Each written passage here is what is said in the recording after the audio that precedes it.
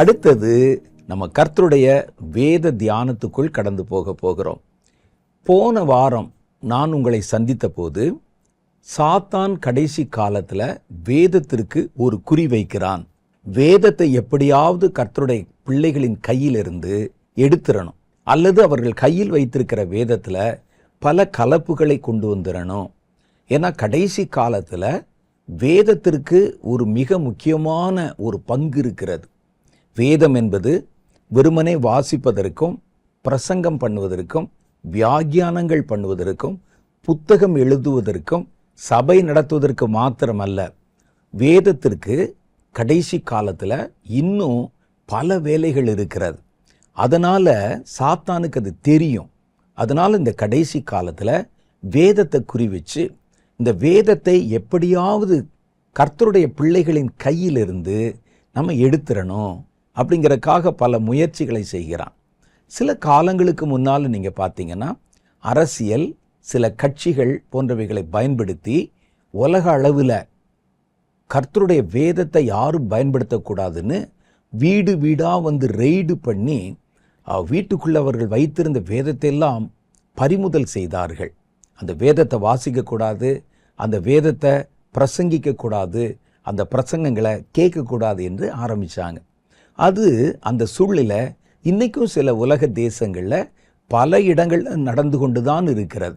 மதவாதிகள் என்ற போர்வையிலையோ, கடவுள் இல்லை என்ற மறுப்பாளர்கள் என்ற போர்வையிலையோ ஒரு கூட்டம் பேர் எழும்பி கர்த்தருடைய வேதத்தை குறிவச்சு இந்த வேதத்தை கர்த்தருடைய பிள்ளைகள் கையிலிருந்து எடுத்து விடுவதற்கு முயற்சி பண்ணுவாங்க.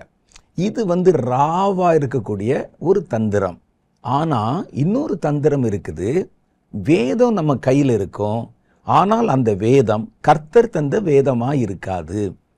வேத புஸ்தகம் நம்ம நம்புகிற ஒரு புஸ்தகம் நம்ம கையில் இருக்கும், ஆனால் அந்த புஸ்தகத்தில் கர்த்தர் நம்மோடு பேசி சொன்ன வார்த்தைகள் மாற்றப்பட்டு அல்லது மனிதர்களுடைய சிந்தனைகள், மனிதருடைய எண்ணங்கள் அதில் கொண்டு வந்து சேர்க்கப்பட்டு ஒரு கலப்படமான வேதத்தை நம்ம கையில் கொண்டு வந்துருவாங்க. அதற்கான தீவிரமான முயற்சிகள் சமீப காலமாக உலக அளவில் நடந்துட்டு வருது. உங்களுக்கு தெரியும், நிறைய நீங்கள் பார்த்தீங்கன்னா அதில் ஒரு குரூப் இருக்கிறாங்க, இக்யூமினிக்கல் மூமெண்ட் அப்படின்னு பேர். இக்யூமினிக்கல் மூமெண்ட் அந்த சர்வ மதங்களை ஒருங்கிணைக்கக்கூடிய ஒரு அமைப்பு. இந்த அமைப்பினர் ஒரு வேத புஸ்தகத்தை வெளியிடணும் அப்படின்னு தீர்மானம் பண்ணி அதற்கான காரியங்களை வெகு வேகமாக செய்து வைத்திருக்கிறார்கள்.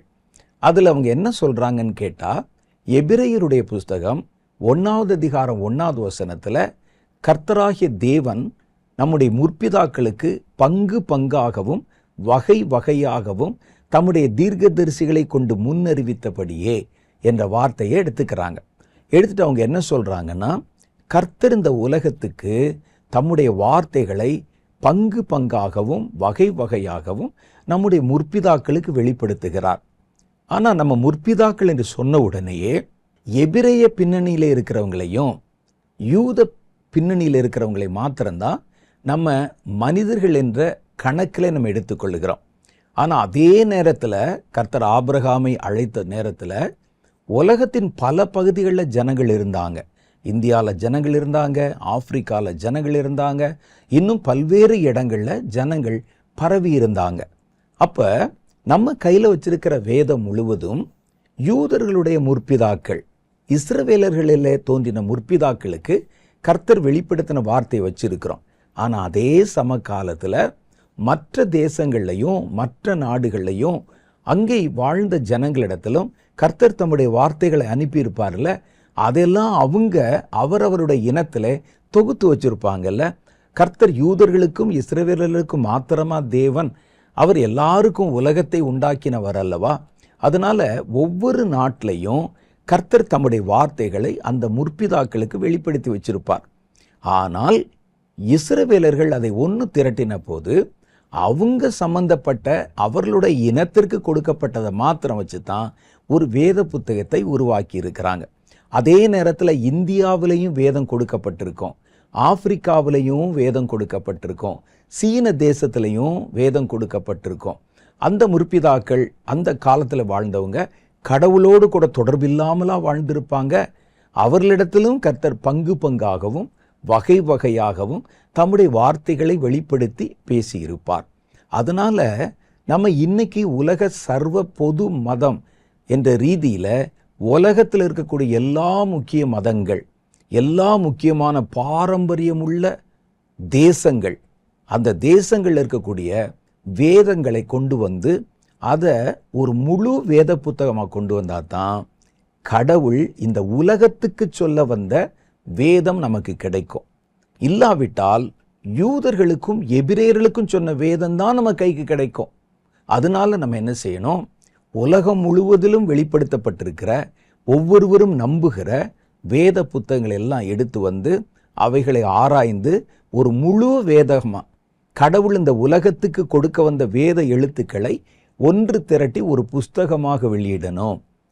அதுலேயும் ஒவ்வொரு மதத்திலையும், அது யூத மதமாக இருந்தாலும் இஸ்ரேல் மதமாக இருந்தாலும் வேற தேசங்களைச் சேர்ந்த மதங்களாக இருந்தாலும், கடவுள் பேசின வார்த்தையோட மனிதர்கள் சில காரியங்களை கலந்து வச்சிருப்பாங்க.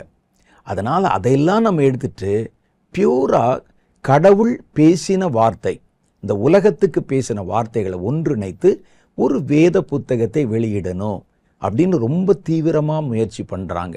அவர்கள் யூதர்களுடைய வேதத்தையும் எபிரேயர்களுடைய வேதத்தையும் கூட ஆராய்ந்து பார்த்தபோது அதில் நிறைய மனித கலப்புகள் கலந்துருக்குன்னு சொல்லி நம்ம வேத புஸ்தகத்தில் இருக்கக்கூடிய பல காரியங்களை எடிட் பண்ணிட்டு, அதே போல் மற்ற தேசங்கள், பாரம்பரியம் உள்ள தேசங்கள் எல்லாம் இருக்கு பாருங்க, அந்த தேசங்களில் வெளிப்படுத்தப்பட்ட மதம் சம்பந்தப்பட்ட நம்பிக்கைகள், சொல்லப்பட்ட தத்துவங்கள் போன்றவைகள் எல்லாம் வேத எழுத்துக்களாக கருதி பாவித்து அவைகளெல்லாம் ஒன்று திரட்டி உலக பொது மறை வேதம் என்ற பேரில் ஒரு வேதத்தை தயார் பண்ணியிருக்கிறாங்க. அதில் சீனர்கள் பயன்படுத்தின அவர்களுடைய மத நம்பிக்கை சம்பந்தமான காரியங்கள் இருக்குது. நீங்கள் சொல்லுவீங்க சீனர்கள் என்றாலே புத்த மதத்தை சேர்ந்தவர்கள் என்ன? அவர்கள் புத்தர் பிறக்கிறதுக்கு முன்னால் பல்வேறு மதங்களை ஆராதித்து வந்தாங்க, பல்வேறு விதமான தெய்வங்களை ஆராதித்து வந்தாங்க. அதெல்லாம் சேர்த்து ஒன்றிணைத்து, அதே போல் இந்தியாவில் வந்த பல வேதங்கள், அதில் இருக்கக்கூடிய எழுத்துக்கள், ஆப்பிரிக்கா போன்ற தேசங்களில் இருந்து வந்த எழுத்துக்கள் போன்றவைகளை எல்லாவற்றையும் ஒன்று திரட்டி ஒரு புது வேதமாக கொண்டு வரணும் அப்படின்னு முயற்சி பண்ணிக்கிட்டு இருக்கிறாங்க. அது வந்த பிறகு இதுதான் முழு வேதம், நம்ம கையில் வச்சிருக்கிறது இஸ்ரவேலர்களுக்காக சொல்லப்பட்ட ஒரு வேதம் அப்படிங்கிற ஒரு கருத்தை மனிதர்களுக்குள்ளே கொண்டு வருவதற்கு முயற்சி பண்ணுறாங்க. இப்போ நான் சொல்கிறத கேட்கும்போது உங்களுக்குமே இருக்குமோ, அப்படிதான் இருக்குமோ, லாஜிக்காக தானே இருக்குது அப்படின்னு ஒரு எண்ணம் தோன்றும். ஆனால் வேதம் நமக்கு என்ன சொல்லுது அப்படின்னு கேட்டிங்கன்னா, உலக ஜனங்களில் கர்த்தர் ஒரு குறிப்பிட்ட இனத்தாரை தனக்கென்று அவர் தேர்ந்தெடுத்து கொண்டு, இவர்கள் என் ஜனங்கள், என் துதியை சொல்லி வருவார்கள் என்று எபிரேயர்களை, ஆபிரகாமுடைய சந்ததியைத்தான் தன்னுடைய சொந்த ஜனம் என்று கர்த்தர் அழைத்ததாக சொல்லப்படுகிறது. அவங்களுக்கு தான் இந்த வேதத்தை கர்த்தர் கொடுத்ததாகவும் வேத புஸ்தகத்தில் சொல்லப்படுது. ஒருவேளை இதுக்கும் கூட என்ன சொல்லுவாங்கன்னா, எபிரேயர்கள் எழுதின வேதத்தில் எபிரேயர்களை பற்றி தானங்க சொல்லுவாங்க, அதனால முழுசாக நம்ம அதை எப்படி நம்ப முடியும்? அவங்கள பற்றி சொல்லப்பட்ட வேதத்தில் அவங்கள தானே உயர்வாக சொல்லுவாங்க, கர்த்தருடைய ஜனங்கள் இதுதான், மற்றதெல்லாம் இல்லை அப்படின்னு சொல்லுவாங்க அப்படின்னு ஒரு கருத்தை வைக்கலாம். ஆனால் வேதத்தில் இப்படிப்பட்ட மாய கலப்புகளை உள்ளே புகுத்தி வேதத்தில் சொல்லப்பட்டிருக்கிற வார்த்தைகளை நீர்த்து போக பண்ணுவது சாத்தானுடைய தந்திரத்தில் ஒன்று. இன்னைக்கு நீங்கள் பார்த்தீங்கன்னா எக்யூமினிக்கல் மூவ்மெண்ட்டில் இருக்கிறவங்க என்ன சொல்கிறாங்கன்னா, நம்ம கையில் வச்சிருக்கிற இந்த வேத புஸ்தகம் என்பது எபிரேயர்களுக்கான வேத புஸ்தகம். இந்தியாவை பற்றி ஏதாவது இருக்குதா? அதில் அகாஸ்வேருவின் காலத்தில் இந்து தேசம் வரைக்கும்னு போட்டிருக்கு. வேற ஏதாவது தகவல் இருக்குதா? இல்லை. ஆப்பிரிக்காவை பற்றி ஏதாவது தகவல் இருக்குதா? அதிகமாக இல்லை. சீனாவை பற்றி இருக்குதா? இல்லை. அப்புறம் எப்படி இது வந்து முழு உலகத்துக்கு உரிய வேதமாக இருக்கும்? அப்போ முழு உலகத்துக்குரிய வேதம் ஆங்காங்கே இருக்கிறவர்களிடத்தில் வெளிப்படுத்தப்பட்டிருக்கிறது. அதெல்லாம் நம்ம ஒன்று திரட்டணும் அப்படிங்கிறது அவர்களுடைய ஒரு கொள்கை. அப்போ இவங்க என்ன சொல்ல வர்றாங்கன்னா, நம்ம பயன்படுத்துகிற இந்த வேதம் எல்லாருக்குமானதல்ல, அது ஒரு குறிப்பிட்ட இனத்துக்கானது. நீங்கள் இப்போ சமீபத்தில் சில ஊழியக்காரர்கள் பேசுகிறத நீங்கள் கவனித்து பாருங்களேன். புதிய ஏற்பாடு தான் இன்னைக்கு தேவனால நமக்கு அருளப்பட்டது. பழைய ஏற்பாடு என்பது அந்த காலத்தில் வாழ்ந்த இஸ்ரவேலர்களுக்குரியது அப்படின்னு ஒரு பிரிவினையை கொண்டு வராங்க. அது சொல்கிறாங்க, அது பழைய ஏற்பாட்டு வசனம், நம்ம பின்பற்ற வேண்டியதில்லை. புதிய ஏற்பாட்டில் என்ன சொல்லியிருக்குதோ அதைத்தான் பயன்படுத்தணும். பழைய ஏற்பாடு என்பது அது யூதர்களுக்கும் எபிரேயர்களுக்கும் மாத்திரம் உரியது அப்படின்னு இப்போ ஒரு சின்ன பிரிவினையை கொண்டாடுறாங்கல்ல. அது மாதிரி இவர்கள் ஒட்டுமொத்த வேதத்தையுமே, பழைய ஏற்பாடு புதிய ஏற்பாடு எல்லாத்தையும் அவர்கள் முழு உலகத்துக்கும் கொடுக்கப்பட்டது அல்ல என்கிற ஒரு கருத்தை வலியுறுத்த துவங்கி இருக்கிறாங்க. அதை ஸ்டெப் பை ஸ்டெப்பாக கொண்டு வர்றது. ஒரு வாக்குத்தத்தத்தை படித்தா அது எனக்குரியது அல்ல அப்படின்னு சொல்கிறது. புதிய ஏற்பாட்டில் இருந்தால் தான் எனக்குரியது. நீங்கள் நல்லா ஒரு காரியத்தை விளங்கி கொள்ளணும். புதிய ஏற்பாட்டில் உண்டான காரியங்களுடைய நிழலாட்டமான காரியங்கள் தான் பழைய ஏற்பாட்டிலே சொல்லப்பட்டிருக்கிறது. அப்போ சொல்லுவாங்க, ஆபிரகாமுக்கு சொல்லப்பட்ட வாக்குத்தத்தத்தை எப்படி நம்ம எடுத்துக்கலாம், அல்லது ஒரு இஸ்ரவேல் தேசத்தை பற்றி சொன்ன ஒரு வாக்குத்தத்தத்தை, ஒரு அறிவுரையை எப்படி நம்ம எடுத்துக்கொள்ளலாம். அப்போ பழைய ஏற்பாடு என்பது யூதர்களுக்கும் எபிரேயர்களுக்கும் மாத்திரம்தான் உரியது அப்படின்னு நம்ம சொல்கிறோம். அப்போ நமக்கு இன்னொரு கேள்வி என்ன வருதுன்னு கேட்டால், ரோமருக்கு எழுதின நிருபத்தை உங்களுக்கு எழுதின நிருபம் என்று நீங்கள் எப்படி எடுத்துக்கொள்ள முடியும்?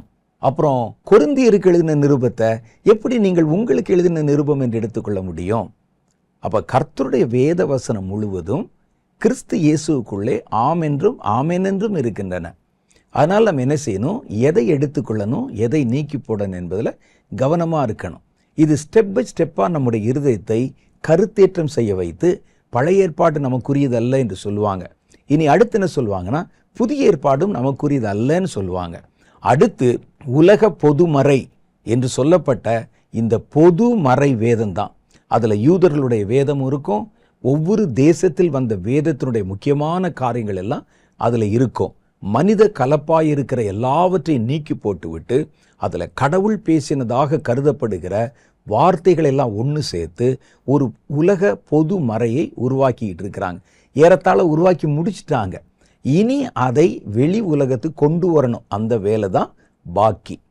அதனால் நம்ம ரொம்ப கவனமாக இருக்கணும். வேதத்தை குறிவைக்கும் சாத்தான். அப்போ இந்த மாதிரி பல்வேறு விதங்களில் மனிதர்களை கருத்தேற்றம் பண்ண வைத்து இது எனக்குரியதல்ல, இது உனக்குரியதல்ல என்கிற ஒரு பிரிவினை கொண்டு வருவதன் மூலம் வேறொரு புதிய வேதத்தை உங்கள் கையிலே கொண்டு வருவதற்கு முயற்சி பண்ணுவதோடு மாத்திரம் அல்லாமல் நம்ம கையை வச்சு நம்முடைய கண்ணை குத்துவதற்கு முயற்சி பண்ணுவதை போல இன்னைக்கு சில நவீனமான உபதேசிமார்களை, சில போதகர்களை எழுப்பி அவங்கள இதெல்லாம் நமக்கு இல்லை, இது நமக்கு இல்லைன்னு சொல்லி வேதத்தை பங்கு போட ஆரம்பிச்சிருக்கிறாங்க, கூறு போட. அதனால நம்ம ரொம்ப கவனமாக இருக்கணும். கர்த்தர் நமக்கு எழுதி கொடுத்த வேதத்தில் இன்னும் வைராக்கியமாக அவைகளை நம்முடைய வாழ்க்கையில் கடைபிடிக்கணும், கை கொள்ளணும், வாசிக்கணும். அப்போ இந்த வேதத்தை ஒன்று கலப்புள்ள வேதமாய் மாற்றுவது. கலப்புள்ள வேதமாக மாற்றினா அதை கர்த்தருடைய பிள்ளைகள் ஏற்றுக்கொள்வதற்காக அவங்கள முதல்ல மூளை செலவை செய்வது. அவங்கள மூளை செலவை செய்து வேத புஸ்தகம் முழுசும் நமக்குரியதல்ல அப்படின்னு உலகத்தில் பல இடங்களில் கர்த்தர் அதே நேரத்தில் ஜனங்களுக்கு அவரவருக்கு தன்னை வெளிப்படுத்தி அவர்கள் வாழ வேண்டிய வகைகளை அவர்களுக்கு சொல்லி கொடுத்தாங்க. அது எல்லாத்தையும் ஒன்று திரட்டுறோம் அப்படின்னு சொல்கிறாங்க. அப்போ கள்ள உபதேசங்கள், கலப்புள்ள வேதங்கள், நம்ம இங்கே உட்கார்ந்து வேதத்தை பேசி கொண்டிருக்கிற அதே நேரத்தில் வேறொரு கூட்டம் உட்கார்ந்து தீவிரமாய் இதுக்குள்ளே குழப்பங்களையும் கலப்பையும் கொண்டு வருவதற்கு முயற்சி பண்ணிக்கிட்டு இருக்கிறாங்க. இப்போ நம்ம பயன்படுத்துகிற வேதத்தில் இருந்தே நான் ஏற்கனவே சொன்னேனே, வேத புஸ்தகத்தில் கடவுளுடைய வார்த்தை மாத்திரமல்ல, மனிதர்கள் அதில் சில கலப்புகளை செஞ்சு வச்சுருக்கிறாங்க. ஏன்னா கடவுள் ஒரு காரியத்தை செய்தால் இன்றைக்கி அதே மாதிரி செய்யணுமில்ல. அவர் நேற்றும் இன்றும் என்றும் மாறாதவர்னு. ஆனால் மோசே காலத்தில் நடந்தது இப்போ நம்ம நடக்கிறது இல்லை. அதற்கு பிறகு எலியாவின் காலத்தில் நடக்கிறது இப்போ நமக்கு நடக்கிறது இல்லை. இப்படிலாம் பார்க்கும்போது மனித கலப்பாக சில காரியங்களை கடவுள் செய்தார் என்று சொல்லி கற்பனையாக உள்ளே புகுத்தி இருக்கிறாங்க என்ற ஒரு கருத்தை கொண்டு வந்து வேத புஸ்தகத்தில் நம்ப முடியாத காரியங்கள் என்று பல விஷயத்தை எடிட் பண்ணிட்டு இருக்கிறாங்க ஒரு குரூப்பு. அப்போ இதெல்லாம் எடுத்துகிட்டு இன்னும் கொஞ்ச நாளில் பார்த்தீங்கன்னா வேறு ஒரு வேதம் நம்முடைய கையில் வந்துடும். இப்போ சாத்தானுக்கு எது சுலபம் சொன்னால், வீடு வீடாக போய் ரெய்ட் அடித்து வீட்டுக்குள்ளே இருக்கலாம் உள்ள வேத புஸ்தகத்தை எடுத்து வந்து வேதத்தை பயன்படுத்தக்கூடாதுன்னு துப்பாக்கி முனையில் அவங்கள மிரட்டி, அதெல்லாம் ஒன்றும் வேலைக்காகாது. அதற்கு பதிலாக வெகு தந்திரமாக வேதத்தில் ஒரு கலப்படத்தை கொண்டு வந்து விட வேண்டும். இதனால தான் சாத்தான் இன்னைக்கு ரொம்ப தீவிரமாய் கிரியை செய்கிறான். நீங்கள் யூடியூப்பில் எத்தனையோ வேத பண்டிதர்கள் போல பேசுகிற ஆட்களுடைய பேச்செல்லாம் கேட்கலாம். நீங்கள் பாருங்கள், ஏதாவது வேதத்தில் ஒரு பகுதியை நீங்கள் நம்பக்கூடாதபடிக்கு யாராவது பேசினா, அவர்கள் தங்களை அறியாமலோ தங்களை அறிந்தோ வேதத்துக்கு எதிராக உங்கள் மனதில் இருந்து வேதத்தை குறித்த ஒரு குறைவான மதிப்பீட்டை ஏற்படுத்துகிறார்கள் என்பதை நீங்கள் கவனத்திலே கொள்ளணும். இந்த வேதம் என்பது சத்தியம் என்றும் சமூலமும் சத்தியம் என்றும் சொல்லப்பட்டிருக்கிறது. அப்போ இந்த வேத புஸ்தகத்தை இந்த கடைசி நாட்களில் சாத்தான் குறிவைத்து கிரியை செய்கிறான். இப்போ பாருங்களேன், நிறைய பேர் இந்த டிஜிட்டல் வேதாகமங்களைத்தான் பயன்படுத்துகிறாங்க. டிஜிட்டல் வேதாகமங்கள் என்பது நமக்கு ரொம்ப சுலபமாக இருக்குது. ஒரு பைபிளை ஒரு புஸ்தகத்தை எடுத்துக்கொண்டு போவதை விட டிஜிட்டல் வேதாகமத்தை நம்முடைய ஃபோன்லேயே வைத்து கொள்ள முடிகிறது. அதை எடுத்துக்கொண்டு போய் பிரசங்கியார் அங்கே பேசும்போது பைபிளை எடுத்து நம்ம அதை வாசிக்க முடிகிறது. எங்கேயாவது போகிற இடங்கள்லையோ அல்லது பல பேர் வீட்டிலேயோ கூட டிஜிட்டல் வேதங்களைத்தான் வாசித்து கொண்டிருக்கிறாங்க. இந்த டிஜிட்டல் வேதங்களில் இருக்கிற ஆபத்து என்னன்னு கேட்டிங்கன்னா, நீங்கள் ஒரு வேதத்தை டவுன்லோட் பண்ணி வச்சுருப்பீங்க. ஆனால் கொஞ்ச நாட்களுக்கு பிறகு அந்த வேதத்தை உருவாக்கின, அந்த வேதத்தை டிஜிட்டல் வடிவத்தில் கொண்டு வந்த அந்த கம்பெனி அதில் சில மாற்றங்களை செய்துவிடும். ஒரு வசனத்தை முன்ன பின்ன எடுத்து வச்சுருவாங்க. அதோடைய அர்த்தமே மாறுற மாதிரி மாற்றி வச்சுருவாங்க. உங்களுக்கு அவசரமாக படிக்கும்போது அவங்க என்ன மாற்றியிருக்கிறாங்க என்பதை அறிந்து கொள்ளவே பல நாட்கள் ஆகிவிடும். வேத புஸ்தகத்தோடு ஒப்பிட்டு பார்க்கணும். நம்ம இந்த வேத புஸ்தகத்தையே மறந்து விட்டு இந்த டிஜிட்டல் வேதாகமத்துக்கு பின்னால் போகும்போது இதுதான் வேத புஸ்தகத்தில் எழுதியிருக்குது என்கிற ஒரு நம்பிக்கைக்குள்ளே வந்துடுவோம். பல வசனங்கள் அந்த விதமாக மாற்றப்பட்டு கொண்டே வருகிறது. பல வார்த்தைகளை முன்ன பின்ன எடுத்து போட்டிருக்கிறாங்க. சில காரியங்கள் நம்புவதற்கு அரிது அப்படின்னு சொல்லி இவங்களும் அந்த காரியங்களை எடிட் பண்ணியிருக்கிறாங்க. அதனால் டிஜிட்டல் வேதங்களை பயன்படுத்தும் போது வெகு கவனமாக நீங்கள் பயன்படுத்தணும். தமிழ் வேதத்தை விட ஆங்கில வேதாகமத்தை பயன்படுத்துகிறாங்க பாருங்கள் டிஜிட்டல் முறையில். அதில் தான் நிறைய குழப்பங்களும் நிறைய பிரச்சனைகளும் வருகிறது. தமிழ் வேதத்திலையும் கூட சில பகுதிகள் நீக்கப்பட்டிருக்கிறது, சில வசனங்கள் மாற்றப்பட்டிருக்கிறது.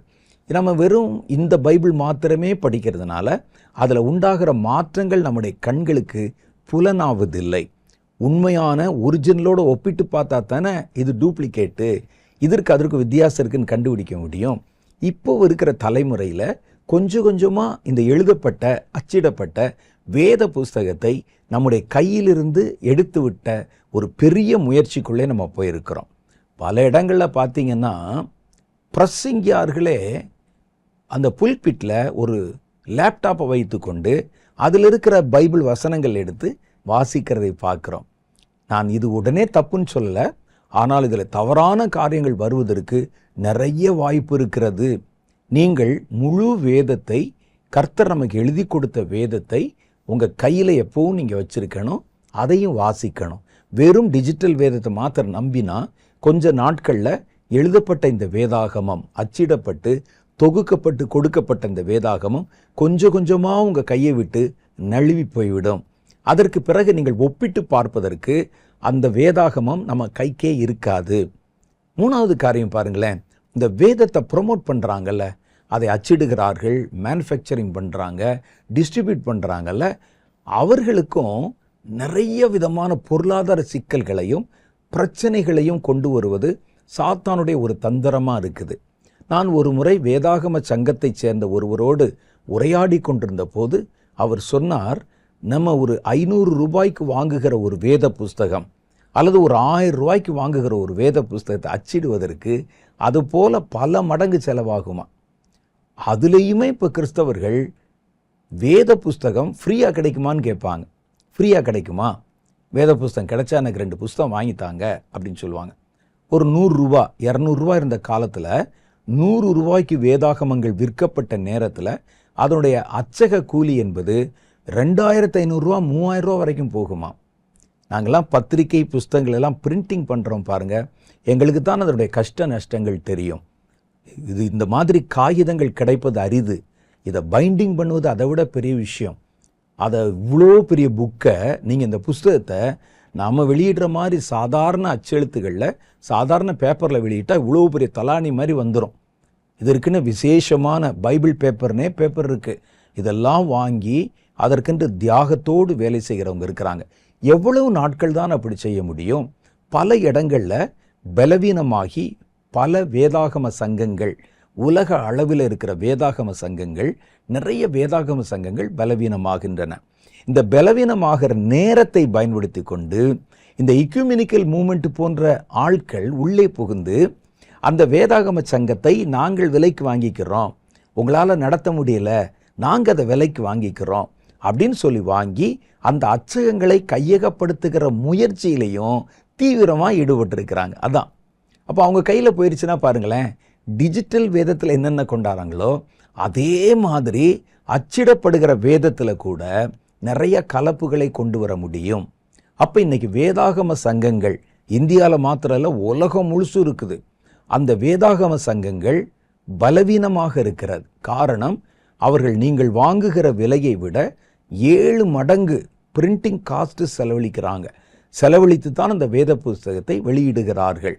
அப்படிப்பட்ட நேரத்தில் அவர்கள் பலவீனப்படும் போது, அவங்களுக்கு இருக்க ஸ்பான்சர்ஸ் குறைய ஆரம்பிக்கும் போது என்ன நடக்குதுன்னு கேட்டால், இந்த எக்யூமெனிக்கல் மூமெண்ட் போன்ற பெரிய பெரிய மதவாதிகளை கொண்டிருக்கிறவர்கள் இந்த வேதாகம சங்கங்களை விலைக்கு வாங்குவதற்கு முயற்சித்து கொண்டிருக்கிறாங்க. சில இடங்களில் வாங்கியும் விட்டார்கள்.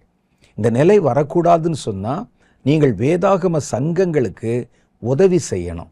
நீங்கள் அவங்ககிட்ட தொடர்பு கொண்டு நீங்கள் கேட்டிங்கன்னா காணிக்கை கொடுக்கலாம் அவர்களுக்கு, அல்லது அட்லீஸ்ட் வேத புஸ்தகத்தை விலை கொடுத்தாவது வாங்குங்க. எங்கேயாவது ஃப்ரீயாக கிடைக்குமா, யாராவது சும்மா இலவசமாக கொடுப்பாங்களான்னு சொல்லி வாங்கி வாசிக்காதீங்க. அப்போ நீங்கள் அவர்களோட தொடர்பு கொண்டு நாங்கள் ஏதாவது உதவி செய்ய முடியுமான்னு கேட்டால் அவர்கள் அதற்கு ஏதாவது சில ஸ்கீம் வச்சுருப்பாங்க. இன்னைக்கு பாருங்களேன், பல இடங்களில் பெரிய பெரிய சபைகள் சர்ப்ளஸ் ஆகி வழிகிறது நிரம்பி. எவ்வளவு காணிக்க பணம், சர்வசாதாரணமாக 400 கோடியில் சர்ச்சு கட்டுறேங்கிறாரு, 500 கோடியில் சபை கட்டுறேங்கிறாரு, 1000 கோடி ரூபாயில் எருசலேமை கட்டுறோங்கிறாங்க. அதுக்கெல்லாம் நம்ம ஜனங்கள் பணத்தை கொடுப்பதை போல, அது கொடுக்காதீங்க நான் சொல்லலை, உங்கள் விருப்பம் அது. ஆனால் நமக்கு ரொம்ப முக்கியம் வேதம். இந்த வேதாகமத்தை அச்சிடுகிறவர்களையும் வேதாகம புஸ்தகத்தை விநியோகிக்கிறவங்களையும் அந்த காரியங்கள் மேலே கொஞ்சம் நீங்கள் அக்கறை வைத்து, ஏன்னா அவங்க பொது ஜனங்களோடு அதிகமாய் தங்களை தொடர்பு படுத்திக் கொள்ள முடியவில்லை. அதனால் நம்ம என்ன செய்யணும், நீங்களே உங்களுக்கு ஃபோன் பண்ணி உதவி செய்ய முடியுமா, நாங்கள் ஏதாவது செய்யணுமா அப்படின்னு கேட்டு நீங்கள் தாங்குங்க.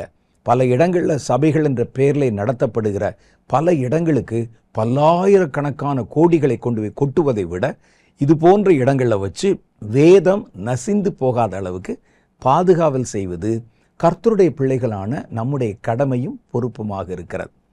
சரி, அடுத்த காரியம் பாருங்க. சாத்தான் வேதத்தை ஜனங்களுடைய இருதயத்திலிருந்து எடுப்பதற்கு பல முயற்சிகளை செய்து வேதத்துக்கு தப்பான அர்த்தங்களையும் கருத்துக்களையும் சொல்லி ஜனங்களை வசனத்தை பின்பற்ற விடாம கொஞ்ச காலங்களுக்கு முன்பாக இருந்தே ஊழியர்களின் அனுபவங்களை பின்பற்ற வைப்பது, ஊழியர்கள் சொல்லுகிற காரியங்களை பயன்படுத்த வைப்பது, அது வேதத்தோடு பொருந்துதா பொருந்தலையா எதையும் பார்க்க மாட்டான், அப்படியே நம்ப வைப்பது. அப்படி போனவர்கள் பைபிளே வாசிக்க மாட்டாங்க. அவர்கள் வெறும் அனுபவங்களை மாத்திரம் நம்பி கொண்டிருப்பாங்க. இன்னும் சிலருக்கு வேதத்தில் ஒரு 10 வசனம் தெரியும், ஒரு 10 செய்தி கொடுக்க தெரியும், கிளம்பிடுவார், அவர் கிளம்பி வெளியே போயிடுவார். இப்படித்தான் வேதம் மனிதர்களுடைய மனங்களிலிருந்து கொஞ்சம் கொஞ்சமாக நீக்கப்பட்டு வருகிறது, மாற்றப்பட்டு வருகிறது. சாத்தான் இதில் ரொம்ப தீவிரமாக இருக்கிறான். இப்போ நமக்கு ஒரு கேள்வி வருகிறது, வேத புஸ்தகத்தை இந்த கடைசி காலங்களில் முடக்கி போட சாத்தான் ஏன் இவ்வளவு தீவிரம் காட்டுகிறான்? வேதம் எப்படியெல்லாம் முடக்கப்படுகிறது என்பதை நான் போன வாரமே சொல்லிட்டேன். இப்போவும் நான் போன வாரத்தில் சொல்லாத பல தகவல்களை இந்த பகுதியிலும் நான் சொல்லிட்டேன். இப்போ நமக்கு என்ன கேள்வி வருதுன்னா, வேதத்தை முடக்குவதற்கு இவ்வளவு தீவிரம் காட்டுவது ஏன் சாத்தான் அப்படின்னா, கடைசி காலத்தில் மாத்திரம் இல்லை, வேதத்தின் சரித்திரத்தை நீங்கள் வாசித்து பார்த்தா எல்லா காலங்களிலும் இந்த வேதத்திற்காக இந்த வேதத்தை குறிவைத்து சாத்தான் கிரியை செய்திருக்கிறத வெகு நுணுக்கமாக கவனிக்க முடியும். இன்னைக்கு நேத்துன்னு இல்லை, இந்த வேதத்தை குறிவைத்து வேதம் வெளிப்படுத்தப்பட்ட காலத்திலிருந்து சாத்தான் வேதத்து மேலே குறியா இருக்கிறான். இந்த எக்யூமெனிக்கல் மூவ்மெண்ட் ஆட்கள் சொல்கிறாங்கல்ல, உலகம் முழுசும் நிறைய வேதங்கள் இருக்குன்னு. நீங்கள் மற்ற வேதங்களோடு நீங்கள் கம்பேர் பண்ணால் நம்முடைய கர்த்தர் நமக்கு அருளின இந்த வேதத்திற்காகத்தான் தேவனுடைய பிள்ளைகள் ரத்தம் சிந்தி இருக்கிறாங்க, பாடுபட்டிருக்கிறாங்க, துரத்தப்பட்டிருக்கிறாங்க, விரட்டப்பட்டிருக்கிறாங்க. இந்த வேதத்தை அழித்து போடத்தான் உலக அளவிலே பெரும் முயற்சிகள் நடந்திருக்கிறது. மற்ற வேதங்களுக்கு இவ்வளவு பிரச்சனைகள் இருந்ததில்லை, அது சர்வசாதாரணமாக வந்துடும். ஆனால் உலக அளவில் நீங்கள் எல்லா வேதங்களையும் சொல்கிறாங்கள, நிறைய ஒவ்வொரு தேசத்துக்கும் ஒரு வேதம் இருக்குன்னு சொல்கிறாங்கள, அந்த வேதத்தை மாத்திரம் இல்லை, அந்த வேதத்தினுடைய பின்னணியை நீங்கள் எடுத்து பாருங்கள். அந்த வேதத்துக்கு எந்த அளவுக்கு எதிர்ப்பு வந்திருக்கு, அந்த வேதத்திற்காக எவ்வளோ பேர் ரத்தம் சிந்தி இருக்கிறாங்க, அந்த வேதத்திற்காக எவ்வளவு தூரம் போராடி இருக்கிறாங்க அப்படிங்கிறத நீங்கள் எடுத்து பார்த்தா அடித்து சொல்ல முடியும். உலக அளவில் கர்த்தர் நமக்கு வெளிப்படுத்தின இந்த வேதத்துக்காகத்தான் பல போராட்டங்கள் நடந்திருக்கிறது. இந்த வேதாகமத்தை எப்படியாவது அழித்து விட வேண்டும் என்று முயற்சி பண்ணியிருக்கிறாங்க. தீர்க்கதரிசிகள் தீர்க்க தரிசனம் உரைத்த காலங்களில் அவர்களுக்கு எந்த விதத்திலும் நன்மை செய்யாமல் அரசாங்கங்கள் கூட எதிர்த்து நின்றிருக்கு. ஏசாயா தீர்க்கதரிசி வாளால் அறுக்கப்பட்டு கொலை செய்யப்பட்டார். எரேமியா தீர்க்கதரிசி உங்களுக்கு தெரியும், அவருடைய புஸ்தகத்திலே எழுதப்பட்டிருக்கும். அவர் எவ்வளவு பாடுபட்டார், கஷ்டப்பட்டார். பேசக்கூடாதுன்னு சொல்லி அவர் மேலே பல கட்டுப்பாடுகளை விதித்து சிறையிலே அவரை தள்ளி, அதே மாதிரி பாருங்க, இஸ்ரவேலர்களுக்கு நடுவில் வேத புஸ்தகத்தை கர்த்தர் கொடுத்திருந்தார். அந்த காலத்திலெல்லாம் அந்த வேத புஸ்தகத்தை கையெழுத்தாக எழுதுவாங்க. எழுதி பெரிய பெரிய மண் ஜாடிகளில், அந்த ஜாடிகள் ஒரு மனித உயரத்துக்கு இருக்கும், அதில் புஸ்தக சுருள்களாக வச்சு அந்த சுருள்களை பாதுகாவல் செய்வாங்க. அந்த தேசத்தில் இருக்கிற ஜனங்கள் துரத்தப்படும் போது தங்கள் குடும்பத்தை காப்பாற்றுறாங்களோ, பிள்ளையை காப்பாற்றுறாங்களோ, சொத்தை காப்பாற்றுறாங்களோ, அதெல்லாம் ரெண்டாம் பட்சம்தான். முதல்ல இந்த வேத சுருள்களை தூக்கி கொண்டு ஓடுவாங்க. தூக்கி கொண்டு ஓடி அவங்க ரொம்ப சேஃபான இடத்துல அதை பதிச்சு வச்சு அதன் மேலே அடையாளத்தை வச்சுருவாங்க. மறுபடியும் அந்த தேசத்துக்கு திரும்ப நேரிட்டால் தன்னுடைய பிள்ளைகளுக்கு அந்த இடத்தை பற்றி சொல்லியிருப்பாங்க. இப்படி சேகரிக்கப்பட்டது தான் இந்த வேதம். நீங்கள் நல்லா பாருங்கள், எரேமியாவின் காலத்தில் எழுதப்பட்ட வேதம் எப்படி நம்ம கைக்கு இப்போ வந்து சேர்ந்துருக்குது. மோசேயின் காலத்தில் எழுதப்பட்ட வேதம், அதன் பின்பு அந்த தேசம் எத்தனையோ மேடு பள்ளங்களுக்குள்ள, எத்தனையோ துரத்துதல்கள், விரட்டப்படுதல்களுக்கு நடுவில் கடந்து போன போது, பல நூற்றுக்கணக்கான யுத்தங்களை சந்தித்த போது, வேதம் மாத்திரம் மாசுபடாமல் நம்ம கையில் வந்து சேர்ந்துருக்கிறதுனா அதுக்கு பின்னால் எவ்வளோ பெரிய போராட்டங்கள் இருந்திருக்கும் பாருங்க. உலகத்தில் இருக்கிற மற்ற வேதங்களுடைய பின்னணி சரித்திரத்தை பார்த்தீங்கன்னா இந்த அளவிற்கு இந்த வேதத்திற்கான எதிர்ப்பு வேற எந்த வேதத்துக்கும் உங்களால் பார்க்க முடியாது. காரணம் என்ன தெரியுமா? உலகம் பொல்லாங்கனுக்குள் இருக்கிறது.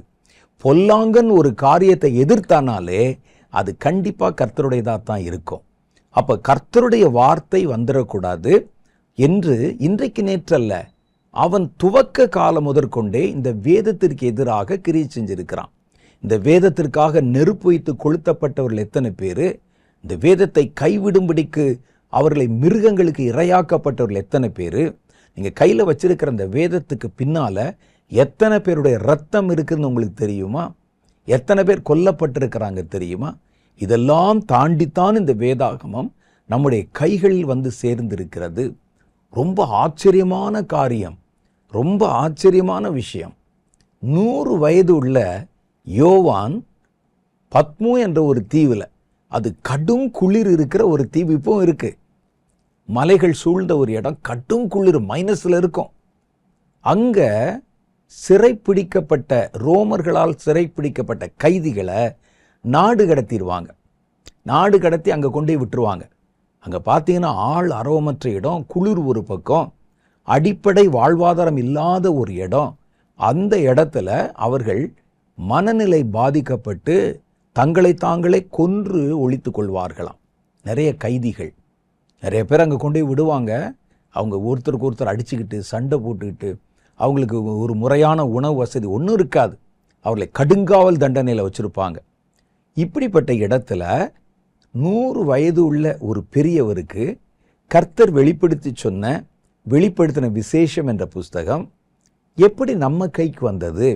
அதன் பின்னணியில் யார் இருந்தாங்க? இவர் எழுதுவதற்குண்டான உபகரணங்களை யார் இவருக்கு கொடுத்தாங்க? அவர் எழுதினதை எப்படி ஊருக்குள்ளே கொண்டு வந்து மறுபடியும் சேர்த்தாங்க? அது எப்படி நம்ம கைக்கு வந்து சேர்ந்தது? இதெல்லாம் ஆச்சரியம்தான். எரேமியா எழுதின வேத எழுத்துக்கள் அந்த நாட்களில் ராஜாக்களால் பகிஷ்காரம் செய்யப்பட்டு, கத்தியிலெல்லாம் கிழிக்கப்பட்டு, நெருப்பில் போடப்பட்டு, எரிக்கப்பட்டு, அதுக்கு பிறகு மறுபடியும் உட்கார்ந்து எழுதி அதை மறைச்சு வச்சு அது இன்னைக்கு நம்ம கையில் அப்படியே கிடைச்சிருக்குது. இதெல்லாம் ஒரு பக்கத்தில் பல போராட்டங்களை தாண்டி 1000 லட்சக்கணக்கான பேருடைய இரத்த சாட்சிகளுடைய இரத்தம் சிந்தப்பட்டு பாதுகாக்கப்பட்ட வேதமாக்கும் இந்த வேதம். அப்போ ஒவ்வொரு காலகட்டத்திலையும் இந்த வேதத்துக்கு எதிராக சாத்தான் முயற்சி செய்து கொண்டே தான் இருக்கிறான். எப்படியாவது அழிச்சிடணும், எப்படியாவது குழப்பிடணும், எப்படியாவது மாற்றிடணும் என்று. இந்த கடைசி காலத்தில் இன்னும் தீவிரமாய் அவன் அங்கே கிரியை செய்கிறான். இப்போ ஏன் இந்த வேதத்தோட சாத்தான் இவ்வளவு மல்லு கட்டணும்? ஒரு கேள்வி வருதுல்ல உங்களுக்கு. இன்னைக்கு நேற்று இல்லை, துவக்கத்திலிருந்தே. ஏன்? இந்த வேத வசனம், அதில் கர்த்தருடைய வார்த்தைகள் இருக்கிறது. அதை எதிர்த்து அழிச்சிடணும், மடக்கிடணும், அதை நிறுத்திடணும் அப்படின்னு ஏன் சாத்தான் அவ்வளவு தீவிரமாக போராடணும்? ஏன் அதை பார்த்து இவ்வளவு பயப்படணும்? அந்த ஒரு கேள்வி வருகிறது. அதுக்கு பதில் சொல்றதுக்கு முன்னால் நான் ஒரு காரியத்தை சொல்கிறேன். ஒரு முறை ஒரு சுவிசேஷகர்கள் அவங்க போய் ஒரு ட்ராக்ஸ் கொடுத்துக்கிட்டு இருந்தாங்க. ட்ராக்ஸ் கொடுத்து கொண்டிருந்த நேரத்தில் ஒரு தீவிர மத அமைப்பை சேர்ந்தவங்க வந்து அவங்களோட சண்டை போட்டு இந்த ட்ராக்ஸை கொடுக்கக்கூடாது அப்படின்னு சொல்லி வாங்கி கிழிச்சு அதை நெருப்பில் போட்டு இதை கொடுக்கக்கூடாது ஜனங்களுக்குன்னு சொல்லி கேட்டாங்க. அப்போது ஒரு வயதான ஊழியக்காரர் அவர் கேட்டார், இவ்வளோ பேர் வந்து இந்த ஒரு சின்ன பேப்பரை பார்த்து ஏன் இவ்வளோ பயப்படுறீங்கன்னு கேட்டார். இந்த பேப்பர் போய் உங்கள் ஜனங்களை மாற்றி விடுமானால் ஏன் உங்கள் ஜனங்களை மாறக்கூடாதபடிக்கு ஒரு பேப்பரை நீங்கள் தயார் பண்ணக்கூடாது அப்படின்னு கேட்டார்.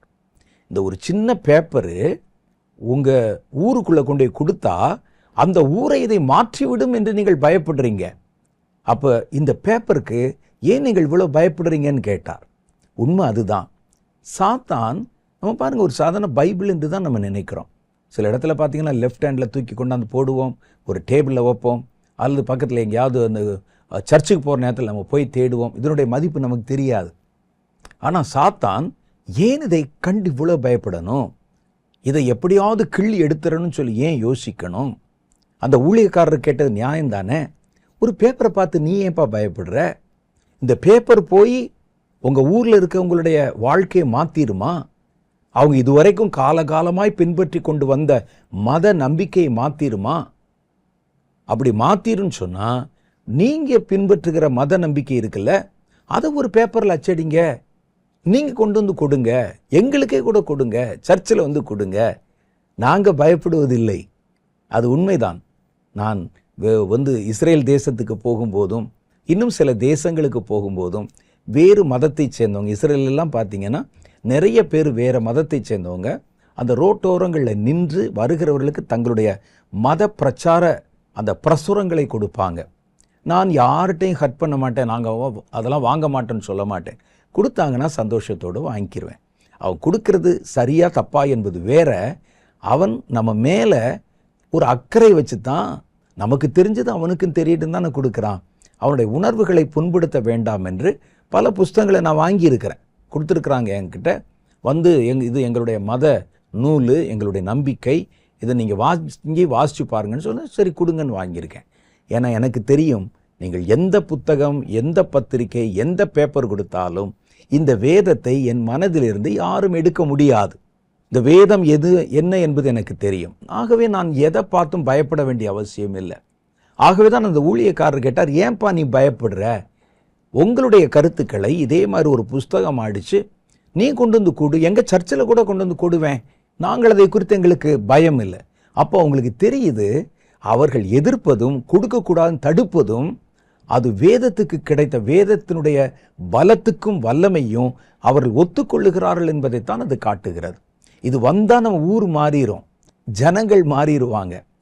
அப்போ மாற்றக்கூடிய வேதத்தை ஏன் நீங்கள் மறைக்க வேண்டும்? அப்போ அவர்களை மாறவிடாமல் செய்வதற்கு உங்க பக்கத்துல வேற எந்த வேதம் இல்லையா என்ற கேள்வி நியாயமானது தான். அதே போலதான் சாத்தான் அவன் செய்கிற ஒவ்வொரு கிரியைகளிலும் நீங்க நல்லா யோசிச்சு பார்த்தீங்கன்னா, இந்த வேதத்தை இவ்வளவு எதிர்ப்பா ஏன் எதிர்க்கணும்? அது அவனுடைய மனதில் இருக்கிற ஒரு பயத்தை காட்டுகிறது. பயம்தான் அது வேதத்தை. ஏன் இந்த வேதத்தை எதிர்க்கிறான்? ஏன் இந்த வேதத்தை இந்த கடைசி காலத்தில் குறி வைக்கிறான்? ஏன் இவ்வளவு தந்திரம் செய்து ராஜாக்களெல்லாம் எழுப்பி, அந்த காலத்தில் நீங்க பார்த்தீங்கன்னா ராஜாக்களெல்லாம் எழுப்பி அவர்களை வைத்து, நீரோ மன்னன் அவன் சொன்னான், நான் இருக்கும்போது என்னுடைய ஆட்சி முடிவதற்குள்ள இந்த வேத புத்தகத்தை யாருடைய கையிலும் இல்லாத அளவுக்கு ஒழித்து விடுவேன் என்று சொன்னான். நீரோ ராஜா இன்னைக்கு இல்லை, வேதம் இருக்கிறது, பல மடங்கு பெருகி வளர்ந்திருக்கிறது. எல்லாவற்றையும் தாண்டித்தான் இந்த வேதம் வந்திருக்கிறது. அப்போ இந்த பல சோதனைகள், ராஜாக்களை வச்சு சோதனை. போன வாரம் நான் சொன்னேன், இங்கிலாந்து தேசத்தில் அங்கே இரத்த மேரின்னு ஒரு அம்மா, அவர்கள் ராணியாக இருந்தாங்க. அவர்கள் கிறிஸ்தவர்களை பிடித்து துன்புறுத்தி வேத புஸ்தகத்தை எடுத்தாங்க, வேத புஸ்தகத்தை நெருப்பில் போட்டு எரிச்சாங்க. இன்னைக்கு அந்த ராணி இல்லை, வேதம் இருக்கிறது. அப்போ ஏன் இதற்கு சாத்தான் இவ்வளோ பயப்படணும், இவ்வளவு தீவிரம் காட்டணும் அப்படின்னு யோசிச்சா, ஒரு காரியத்தை நீங்கள் நன்றாக விளங்கி கொள்ளணும். இந்த பூமி இருக்கு பாருங்க, இந்த பூமி முழுவதும் கர்த்தருடைய வார்த்தையினால் உண்டாக்கப்பட்டிருக்கிறது. கர்த்தர் தம்முடைய வாயின் வார்த்தையினாலே இந்த உலகத்தை உண்டாக்கினார். அவர் உண்டாக கடவுது என்றார், உலகம் உண்டானது. அப்படித்தானே வேதம் சொல்லுது. அவருடைய வார்த்தையினால் தான் இந்த உலகம் உண்டாக்கப்பட்டிருக்கிறது, அண்ட சராசரங்கள் உண்டாக்கப்பட்டிருக்கிறது. அப்போ இதை நம்ம வேற ஒரு வெர்ஷனில் சொல்லணும்னா, இந்த உலகத்தினுடைய அந்த மாலிக்யூல்ஸ்ன்னு சொல்லுவாங்க பாருங்க, மூலகங்கள், அது முழுவதும் கர்த்தருடைய வார்த்தையினால் உண்டாக்கப்பட்டிருக்கு. அந்த வார்த்தை தான் அதை உண்டாக்கினது. மனுஷனுக்கு பார்த்தீங்கன்னா, அவனுடைய மனிதனுடைய சரீரத்தை உண்டாக்குவதற்கு மூலகங்கள் இருக்கிறது. அதை டிஎன்ஏன்னு சொல்கிறாங்க. அதெல்லாம் ஒன்று சேர்ந்து, செல்கள் எல்லாம் ஒன்று சேர்ந்து தான் ஒரு இமேஜ், ஒரு வடிவத்தை ஒரு மனிதனுக்கு உண்டாக்குகிறது. அது எல்லாவற்றையும் ஆராய்ஞ்சு பார்த்தபோது விஞ்ஞானிகள் என்ன கண்டுபிடிச்சிருக்கிறாங்கன்னா, மனிதனுடைய சரீரத்தில் இருக்கிற எல்லாமே சிலிக்கான் என்கிற மண் வகை சேர்ந்த மாலிக்யூல்ஸ். வேதம் இவங்க ஆராய்ச்சி பண்ணி கண்டுபிடிக்கிறதுக்கு முன்னாலேயே வேதம் சொல்லுகிறது, மனிதனை கர்த்தர் மண்ணினாலே உண்டாக்கினார். சரீரத்தில் இருக்கிற எல்லாவற்றையுமே நீங்கள் எடுத்து பாருங்களேன், அதனுடைய மூலகங்கள் முழுவதும் மண்ணிலிருந்து பெறப்பட்டது, மண்ணுக்கு சொந்தமானது, மண்ணோடு கூட இயைந்தது தான் நம்முடைய சரீரமாக இருக்கிறது. அதைத்தான் வேதம் சொல்லுகிறது, நம்முடைய உருவம் இன்னதென்று அவர் அறிந்திருக்கிறார், நம்மை மண்ணென்றே அவர் நினைவு கூறுகிறார். அப்போ நம்முடைய சரீரம் முழுசும் மண்ணு தான். மனிதன் மண்ணாக இருக்கிறான், மண்ணுக்கு திரும்புவான் என்றும் வேதம் நமக்கு எச்சரித்து சொல்லுகிறது. அப்போ எப்படி நம்முடைய மூலகங்கள், சரீரத்தினுடைய மூலகங்கள், மாலிக்யூல்ஸ் மண் சார்ந்ததாக இருக்குதோ, இந்த மண் என்பது, இந்த பூமி என்பது கர்த்தருடைய வார்த்தையினாலே வடிவமைக்கப்பட்டிருக்கிறது. கர்த்தர் மனிதனை தன்னுடைய கையிலே உண்டாக்கினார். ஆனால் உலகத்தை கர்த்தர் தம்முடைய வார்த்தையிலே உண்டாக்கினார். உண்டாக கடவுது என்றார். உலகத்தை உண்டாக்குவதற்கு அவர் எந்த மூலகமும் தேவைப்படவில்லை, வார்த்தை. அப்போ இந்த வார்த்தையினால தான் இது உண்டாக்கப்பட்டிருக்கிறது. சாத்தானுடைய கைக்குள்ள இந்த உலகம் போயிடுச்சு இல்லை. மனிதனுக்கு கர்த்தர் இந்த உலகத்தை தம்முடைய வார்த்தை என்ற மாலிக்யூல்ஸ், அதனுடைய அணுக்கள் எல்லாமே கர்த்தருடைய வார்த்தை தான். அதிலே உண்டாக்கப்பட்ட உலகத்தை மனிதன் கையிலே கர்த்தர் கொடுத்தார். மனிதன் ஒரு பழத்துக்கு ஆசைப்பட்டு இந்த உலகத்தை சாத்தான் கையில் கொடுத்துட்டான். இப்போ இந்த உலகம் சாத்தானுடைய கட்டுப்பாட்டில் இருக்கிறதுனால இதனுடைய மூலகங்கள், வேத வார்த்தைகளில் நிரப்பப்பட்ட மூலகங்கள் முழுவதுமாக செயல்பட முடியாவிட்டால் கூட அதனுடைய மூலகங்கள் வசனத்தினால தான் உண்டாயிருக்கு. அதுதான் உள்ள கிரியை செய்து. திடீர்னு கர்த்தர் தம்முடைய வார்த்தைகளை அனுப்பினால் இதெல்லாம் மறுபடி உயிர்த்தெழ ஆரம்பிச்சா சாத்தானுடைய கட்டுப்பாட்டை விட்டு அது வெளியே வந்து விடும். இப்போ சமீபத்தில் பாருங்களேன், ஜப்பான் நாட்டில் விமான நிலையம் பக்கத்தில் ஒரு பெரிய வெடிகுண்டு வெடித்தது. அது அணுகுண்டு மாதிரி ஒரு குண்டு. அது என்ன வெடிகுண்டு, யார் போட்டா அப்படின்னு சொல்லி பார்த்தா, 2வது உலகப் போர் சமயத்தில் வீசி எறிந்த ஒரு வெடிகுண்டு மண்ணுக்குள்ளே புதைஞ்சு திடீர்னு ரிலீஸ் ஆகி அது வந்து வெடிச்சிருச்சு. அதே மாதிரி இந்த உலகம் இன்னைக்கு இருக்கு பாருங்களேன். இந்த உலகம் கட்டுப்படுத்தப்பட்டு இருந்தால் கூட இதனுடைய மூலகங்கள் முழுவதும் கர்த்தருடைய வார்த்தையிலே உண்டாக்கப்பட்டிருக்கிறது. அது ஒரு நாள் திருப்பி கொண்டு சுழன்றா சாத்தானுடைய கட்டுப்பாட்டை விட்டு அது போயிடும். அதனால சாத்தான் என்ன செய்யறானா, இந்த வேதம், அந்த வார்த்தை என்ற மூலகத்தில் உருவாக்கப்பட்ட இந்த உலகத்தை, அந்த மூலகங்களை எடுத்து விட்டு தன்னுடைய காரியங்களை வச்சு இதை தனக்கு சாதகமாக பயன்படுத்தி கொள்ள முயற்சி பண்றான். அதனால தான் வேத வார்த்தைகள் ஒலிக்கப்படுகிற இடமெல்லாம் அவனுக்கு எரிச்சலை தருகிறது. அது வசனத்தை உயிர்ப்பிக்கிற இடங்கள்ல எல்லாம் அவனுக்கு கோபம் வருகிறது. ஏன்னா இதை நீங்க மறுபடியும் பெருக்க ஆரம்பிக்கும் போது கர்த்தருடைய வார்த்தைகளால் உருவாக்கப்பட்ட இந்த உலகம் எங்கே தன்னுடைய கையை விட்டு போய்விடுமோ, கட்டுப்படுத்த முடியாம போயிருமோன்னு இந்த மூலக்கூறுகளை எடுத்து விட்டு தன்னுடைய காரியங்களை கொண்டு வந்து அந்த இடத்துல ரீப்ளேஸ் பண்ணணும். அதனுடைய முதல் காரியமாகத்தான் மனிதர்களுடைய கையிலிருந்து வேதத்தை நீக்குவதும், உலகத்தில் இந்த வேதம் மறக்கப்பட்டு போகணும் அல்லது மடங்கடிக்கப்பட்டு போகணும் என்றும் அவன் தீவிரமாக கிரியை செய்கிறான். கர்த்தர் வேதத்தையும் மனிதர்கள் கையிலே கொடுத்தாரு, உலகத்தையும், வார்த்தைகளில் உண்டாக்கப்பட்ட உலகத்தையும் மனிதர்கள் கையிலே கொடுத்தார். மனிதன் கையில கொடுத்து விட்டதுனால கர்த்தர் மனிதர்களை கொண்டுதான், மனிதர்கள் மூலமாக தம்முடைய வார்த்தையை வெளிப்படுத்தி தான் இந்த உலகத்தை கர்த்தர் மறுபடியும் சீரமைக்க முடியும். அது அவனுக்கு தெரியும். அப்ப இதை மறுபடியும் சீரமைக்கவும், தன்னுடைய கட்டுப்பாட்டிலிருந்து இந்த உலகத்தை விடுவித்து கொண்டு வெற்றி கொண்டு இந்த உலகத்தை கர்த்தர் ஆளுமை செய்வதற்கும் ஆயத்தப்படுத்தணும்னா இந்த வேத வார்த்தைகள் ரொம்ப இன்றியமையாதவைகள். அதனால நம்ம எப்படியாவது இந்த வசனத்தை மழுங்கடிச்சிடணும், மடங்கடிச்சிடணும். வசனம் உயிர்ப்புள்ளது. ஆனால் அந்த வசனத்தை பூமியில் இருக்கிற மனிதர்கள் வழியாய்த்தான் கர்த்தர் பயன்படுத்த விரும்புகிறார். கர்த்தரை பற்றி நான் ஏற்கனவே சொல்லியிருக்கிறேன், அவர் நீதியை தாண்டி வேற ஒன்றும் செய்ய மாட்டார். அநீதியா அடாவடியா எதையும் செஞ்சிட மாட்டார். அப்படி செய்யக்கூடியதா இருந்தால் சாத்தான்லாம் ஏமாத்திரம் எப்போவோ ஒரு நிமிஷம் தம்முடைய நாசியின் சுவாசத்திலே அவனை அழித்து போட்டிருப்பார். ஆனால் கர்த்தர் அப்படி நியாயத்தோடு இருக்கிறவர். கர்த்தர் உலகத்தை, பூமியை மனுபுத்திரருக்கு கொடுத்து விட்டார், எழுதியே கொடுத்துட்டார். அதை அவர் மாற்ற மாட்டார். இப்போ அதில் என்ன ஒரு மாற்றத்தை கொண்டு வரணும்னாலும் மனிதர்கள் வழியாகத்தான் பூமியிலே கர்த்தர் அங்கே கிரியை செய்ய விரும்புகிறார். அதனால இந்த வசனத்தை மனிதர்களை மறக்க பண்ணுவதன் மூலம் அந்த வசனத்தினுடைய செயல்பாடுகளை மறைத்து விட முடியும் அல்லது பலவீனப்படுத்தி விட முடியும் என்பது சாத்தானுடைய திட்டவட்டமான நம்பிக்கை. மாத்திரல்ல, அதை எடுத்துட்டு ரீப்ளேஸ் பண்ணும் மாதிரி அவன் தன்னுடைய வார்த்தைகளையும் தன்னுடைய தத்துவங்களையும் தன்னுடைய வேதத்தையும் அந்த இடத்துல கொண்டு வந்து வைக்கணும்.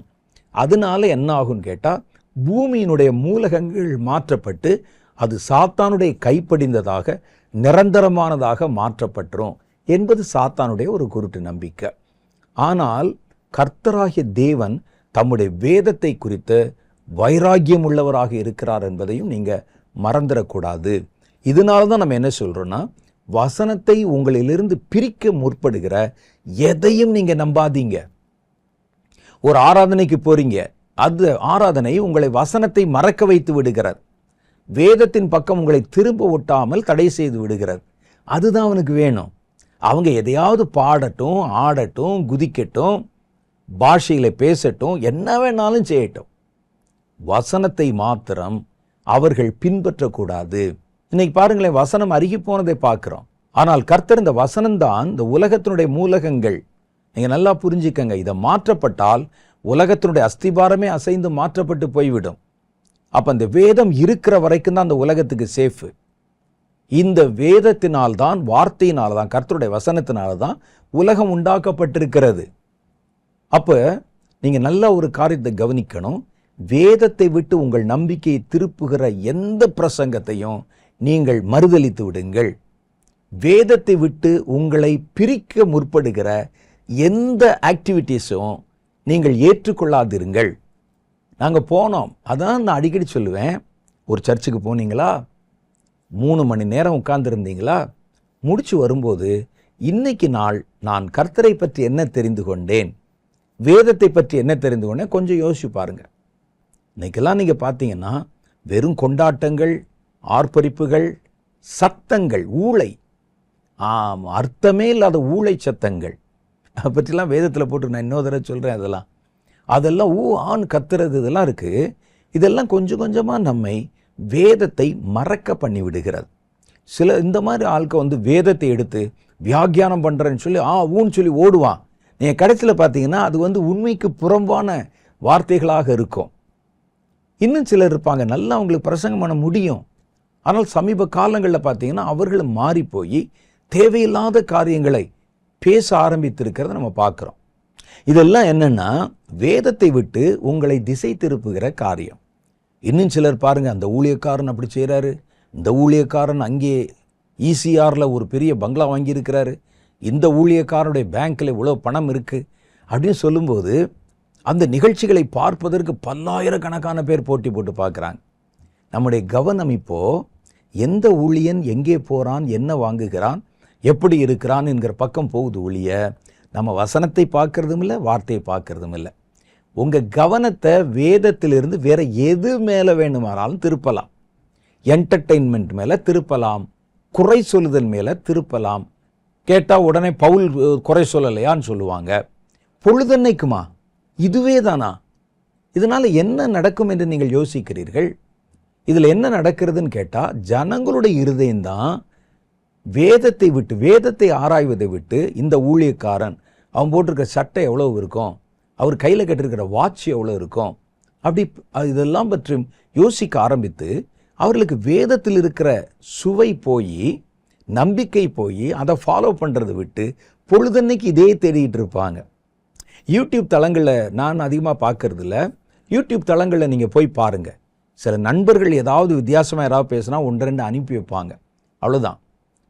அதில் நீங்கள் உள்ளே போய் பாருங்களேன், குறை சொல்லி ஒரு ஊழியக்காரனை, ஊழியங்களை, சபைகளை குறை சொல்லி, குறை இருக்கும் இல்லைன்னு சொல்லலை, ஆனால் பொழுதன்னைக்கு நீங்கள் அதையே சொல்லும்போது அந்த நிகழ்ச்சிகளை பார்க்குறவங்க கூட்டம்தான் அதிகம்.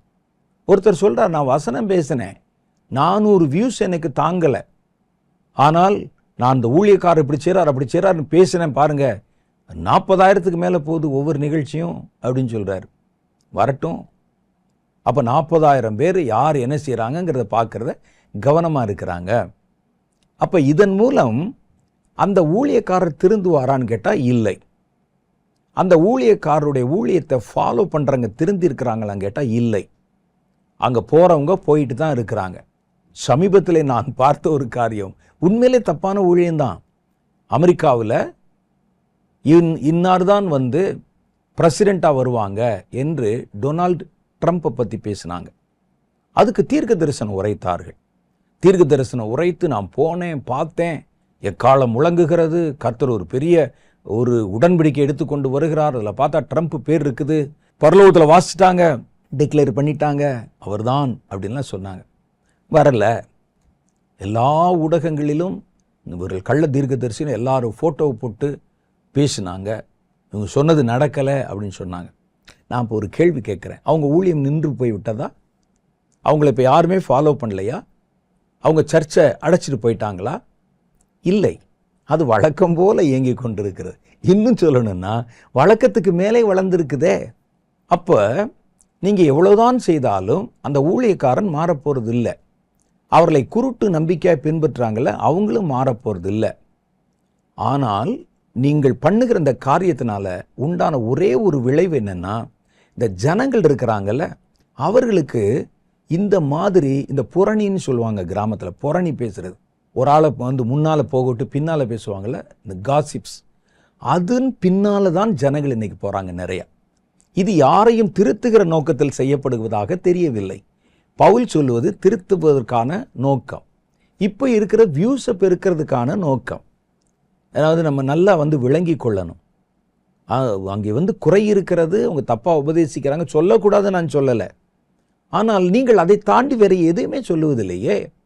அப்போ நம்மை பின்பற்றுகிற அல்லது இது பார்க்குற இந்த காசிப் மேலே ஆசை இருக்கிறவங்க அவங்க என்ன செய்கிறாங்கன்னா, வசனத்தை பார்க்கிறதை மறந்து நீங்கள் கையை காட்டுகிற மனிதர்களை பார்க்க ஆரம்பிச்சிடறாங்க. அவர் எங்கே போனார், எங்கே வர்றார், என்ன செய்கிறார், இப்படியே பார்க்குறாங்க. அப்போ இதுவும் கூட வசனத்திலிருந்து மனிதர்களை பிரிக்கிற ஒரு தந்திரம் என்பதை நீங்கள் அறிந்து கொள்ளணும். இதை உங்கள் பிளான் போட்டு செய்கிறாங்கலாம் சொல்லலை, தங்களை அறியாமல் செய்கிறாங்க. சாத்தானதை பயன்படுத்தி கொள்ளுகிறான். அப்போ இன்னைக்கு ஜனங்கள் வேதத்தில் தேடி வாசித்த காலங்கள் போய், வேதத்தை அறிந்து கொள்ளணும்னு முற்பட்ட காலங்கள் போய், இன்னைக்கு சபைகளையும் ஊழியங்களையும் ஊழியக்காரர்களையும் ஃபாலோ பண்ணி அப்படியே ஆராய்ச்சி பண்ணிக்கிட்டு இருக்கிறாங்க. அப்போ வேதம் தான் இருக்கே கையில் அப்படிங்கிறாங்க. சாத்தானுக்கு தான் வேணும். வேதம் பலவீனப்பட்டு வேதத்தினுடைய செயல்பாடுகள் நிறுத்தப்பட்டால் உலகத்தில் நீங்கள் பெரிய பெரிய பயங்கரங்களை பார்க்கணும். உலகத்தினுடைய அஸ்திபாரமே வேத வசனம்தான், கர்த்தருடைய வார்த்தை தான். ஆதியிலே வார்த்தை இருந்தது, அந்த வார்த்தை தேவனிடத்தில் இருந்தது, அந்த வார்த்தை தேவனோடு இருந்தது. அவர்தான் இந்த உலகத்தை, அந்த ஆதி வார்த்தை தான் உண்டாக்கிச்சு. எதனால உண்டாக்குச்சுன்னு கேட்டா, வார்த்தையினாலே உண்டாக்கிச்சு. அப்ப இதனுடைய மூலகங்கள் முழுவதும் வார்த்தையில் இருக்குது. அப்ப இதை பலவீனப்படுத்தணும், தன்னுடைய வார்த்தையை கொண்டு அந்த இடத்தை முட்டு கொடுக்கணும். அப்ப இந்த உலகத்தை முழுவதும் நம்முடைய கைக்குள்ளே கொண்டு வரணுங்கிறது தான் சாத்தானுடைய தந்திரம். முதல்ல அங்கே உள்ளே பதிக்கப்பட்டிருக்கிறவைகளை உருவிட்டு அவன் தன்னுடைய காரியத்தை வச்சு முட்டு கொடுத்து உலகத்தை ஓட வைக்கணுமா, அதுதான் அவனுடைய தந்திரம். அப்போ இந்த வேதத்தை யார் பயன்படுத்துகிறார்கள்னு பார்க்குறான். இது உலகத்துக்கு கொடுக்கப்பட்ட பொது மறைதான். ஆனால் இந்த வேதத்தை யார் பயன்படுத்துகிறாங்க? இன்னைக்கு கிறிஸ்தவர்கள் பயன்படுத்துகிறாங்க. இஸ்ரவேலில் யூதர்கள் கொஞ்சம் பேர் பயன்படுத்துகிறாங்க வேத புஸ்தகத்தை. அப்போ இவர்களை டார்கெட் பண்ணுவதன் மூலம் இந்த வேதத்தை எப்படியாவது பலவீனப்படுத்திடணுங்கிறது சாத்தானுடைய தந்திரங்களில் ஒன்று என்பதை நீங்கள் விளங்கி கொள்ளணும். ஆகவேதான் சாத்தான் வேதத்தை குறிவைக்கிறான். வேதத்தை குறிவச்சு எப்படியாவது இதை நம்ம ஒன்றுமில்லாமல் முடக்கிறணும் என்பதில் அவன் தீவிரம் காட்டி கொண்டிருக்கிறான். ஆகவே ரொம்ப கவனமாக இந்த வேதத்திற்காக வேதத்தை விட்டு விலகிடக்கூடாது. நீங்கள் வேதத்தை தேடணும், வேதத்துக்கு பின்னால் திரும்பணும். இன்னைக்கு வேதம் வாசிக்கிறவர்களை பார்ப்பது அரிது, வேதத்தை பேசுகிற ஊழியர்களை பார்ப்பது அரிது. நம்ம நிறைய பார்க்குறீங்க, வேதத்தை பேசுகிறவங்க, வார்த்தைகளை பேசுகிறவர்களை பார்ப்பது ரொம்ப அரிது. ஆகவேதான் சாத்தான் இந்த வேதத்தை, வேத வசனத்தை குறிவைத்து அவன் கிரியை செய்கிறான். கடைசி காலத்தில் வாழப்போகிற கர்த்தருடைய பிள்ளைகளுக்கு இந்த வேதம் அவசியம். அப்போ இந்த வேதத்தை மறைச்சிட்டா, வேதத்தை நம்ம கையிலேருந்து பிடுங்கிட்டா, இந்த கடைசி காலத்தில் வரப்போகிற கர்த்தருடைய ஜனங்கள் இருக்காங்க பாருங்க, அவர்கள் கர்த்தரை அறியாமலே அவங்களுடைய விசுவாசத்திலேருந்து வழி விலகி போயிடுவாங்க. அப்போ கடைசி காலத்தில் வாழப்போகிற உபத்திரவ காலம்லாம் வருதில்ல, அதில் வாழப்போகிற தேவனுடைய பிள்ளைகளுக்கு வேதம் மாத்திரம்தான் வழி, வேதம் மாத்திரம்தான், அதை பிடிச்சி தான் அவன் வாழணும்.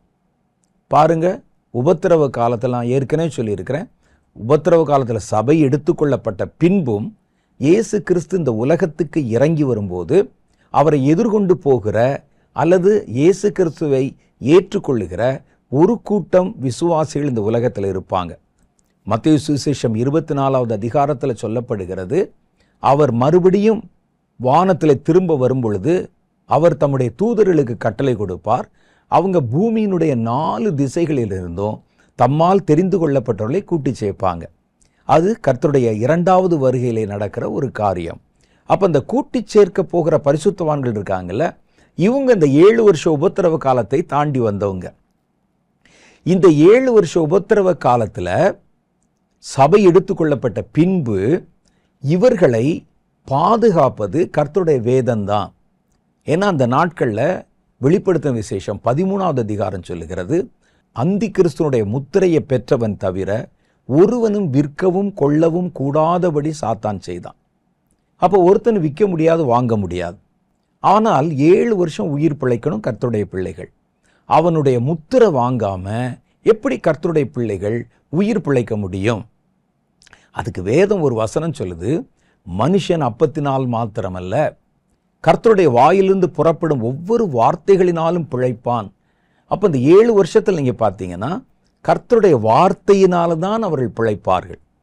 அப்போது நம்முடைய மனசில் ஒரு கேள்வி வரலாம், இப்போ ஏன் நம்ம அப்படி பிழைப்பதில்லை அப்படின்னு ஒரு கேள்வி வரலாம். இப்போ நமக்கு உழைக்கலாம், வேலை செய்யலாம், பொருள் வாங்கலாம், விற்கலாம். இப்போ அல்ல, எப்போ தேவை இருக்குமோ அப்போ தான் கர்த்தருடைய மகிமை பரிபூர்ணமாக வெளிப்படும்.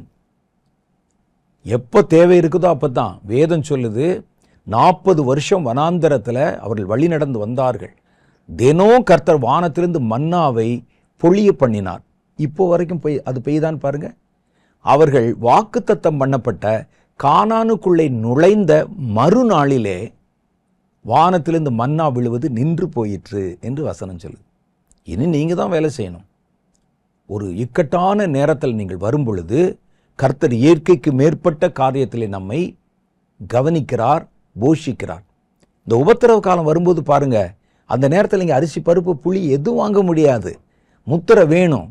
ஆனால் கர்த்தருடைய ஜனம், தெரிந்து கொள்ளப்பட்டவர்கள் பிழைக்கணும். அப்போ என்ன செய்வதுன்னு கேட்டால், அவர்கள் தேவனுடைய வாயிலிருந்து பிறந்த ஒவ்வொரு வார்த்தையிலும் தங்களை உயிர் பிழைக்க பண்ணுவார்கள். அது எப்படி நடக்கும் நமக்கு தெரியல. ஆனால் கர்த்தர் தம்முடைய வார்த்தையினாலே அவர்களை பிழைப்பூட்டுவார். அப்போ இந்த வசனம் வேணும் இல்லை? அதனால என்ன செய்யறான்னா, இந்த வசனத்தை ஜனங்கள் நடுவிலிருந்து, உலகத்திலிருந்து எடுத்து விடணும் அப்படிங்கிறது சாத்தானுடைய தந்திரம். இந்த வசனத்தை வச்சு தானே அவங்க பிழைப்பாங்க. அடுத்து ஒரு காரியம் சொல்லுது, அந்த கடைசி நாட்களில் வானத்தில் ஒரு பெரிய யுத்தம் வரப்போகிறது. வெளிப்படுத்தின விசேஷம் 12வது அதிகாரத்தை எடுத்து வாசிச்சு பாருங்க. வானத்தில் ஒரு பெரிய யுத்தம். வானமண்டலத்தின் பொல்லாத ஆவிகள் என்று சொல்லுகிற வானத்தில் இருந்த ஆவிகள் முழுசும் கீழே தள்ளப்பட்டு போகுது. எல்லாம் யுத்தம். அந்த யுத்தத்தை யார் நடத்தினார்கள் அப்படின்னு பார்த்தா, தங்களுடைய ஜீவனையும் பாராமல் கர்த்தருடைய வசனத்தினால் அவனை ஜெயித்தவர்கள். அவ ஜீவனையும் பாராதவர்னா மரணத்துக்கு உட்பட்டவங்க யாரு? மனிதர்கள் தான். அந்த இடத்துல தேவதூதர்கள் யுத்தம் செய்வதை போல காணப்பட்டாலும் அந்த யுத்தத்தை நடத்தினவர்கள் கர்த்தருடைய பிள்ளைகள், மனிதர்கள். அப்ப இவங்க மூலம்தான் இந்த வார்த்தைகள் அனுப்பப்பட்டு தேவதூதர்கள் அங்கே யுத்தம் செஞ்சாங்க. அதை பற்றி நான் இன்னொரு முறை உங்களுக்கு விளக்கமா சொல்கிறேன், கடைசி கால யுத்தங்கள் பற்றி. அப்ப இந்த வசனத்தினால் அவனை ஜெயித்தார்கள். நீங்க வாசிச்சு பாருங்களேங்க. ஆட்டுக்குட்டியானுடைய இரத்தத்தினாலும் சாட்சியின் வசனத்தினாலும் அவனை ஜெயித்தார்கள். அப்ப இந்த வசனத்தினால தானே ஜெயிக்க போறாங்க நம்மள. அது சாத்தானுக்கு தெரியும் இல்லை? நீங்க வச்சிருக்க பைபிள் அதுல எழுதியிருக்க சாத்தானுக்கு தெரியாதா? அவனுக்கு தெரியும். அப்ப என்ன செய்யறான்? கடைசி காலத்துல நம்ம இதுவரைக்கும் வானத்துல வாழ்ந்து வந்த வாழ்க்கையை தள்ள போறாங்க, நம்மை கீழே விழத்தள்ளபடிக்கு ஜெயிக்க போறாங்க. எதை கொண்டு ஜெயிக்க போறாங்க? ஆட்டுக்குட்டியானுடைய ரத்தம், 2வது சாட்சியின் வசனம். அப்ப இந்த வசனத்தை நம்ம முடக்கி விட்டாலோ, கர்த்தருடைய பிள்ளைகளின் கையிலிருந்து பறித்து விட்டாலோ, அவங்க கையில் இருக்கக்கூடிய வெப்பனை வாங்கிட்டீங்கன்னா அவனுடைய பலம் போயிடும். அவன் கையில் கன் இருந்தால் தானே அதை நீட்டி ஹேண்ட்ஸ்அப் சொல்லுவான். நம்ம கையில் அதை எடுத்துட்டா, அவனுடைய கையிலிருந்து அந்த ஆயுதத்தை மழுங்கடித்து விட்டால், பறித்து விட்டால். அதனால தான் பார்த்தீங்கன்னா இந்த 2 காரியத்திற்கும் கர்த்தருடைய இரத்தத்தை ஜனங்கள் பயன்படுத்தக்கூடாதபடிக்கு அதை கொஞ்சம் கொஞ்சமாக மனிதருடைய மனதிலிருந்து எடுக்கிறான். அந்த இரத்தம் ரட்சிப்பை கொண்டு வருகிறது. ஒரு காலத்தில் எழுப்புதலின் காலங்கள் எல்லாம் அனுதினமும் ரட்சிக்கப்பட்டாங்களே. இப்பெல்லாம் பாருங்க, அது சுவிசேஷம் அறிவிக்கப்படுறதில்லை. கர்த்தருடைய இரத்தத்தினால் உண்டான அந்த காரியங்கள் ரொம்ப குறைஞ்சு போயிருக்குது இப்போல்லாம். அதை கொஞ்சம் கொஞ்சமாய் மனிதருடைய இருதயங்களிலிருந்து எடுக்கிறான். 2வது வேத வசனம். அந்த வேத வசனத்தில் கலப்பை கொண்டு வந்துட்டா, அதில் மிக்சிங் கொண்டாந்துட்டா, கத்தி மாதிரி தெரியும். சண்டை போடும்போது தெரிச்சு 2ஆ உடஞ்சி போயிடும். கத்தி உண்மையான கத்தியாக இருக்கணும்ல. இந்த கத்தியில் கலப்படம் இருக்குன்னு வச்சுக்கங்களேன்.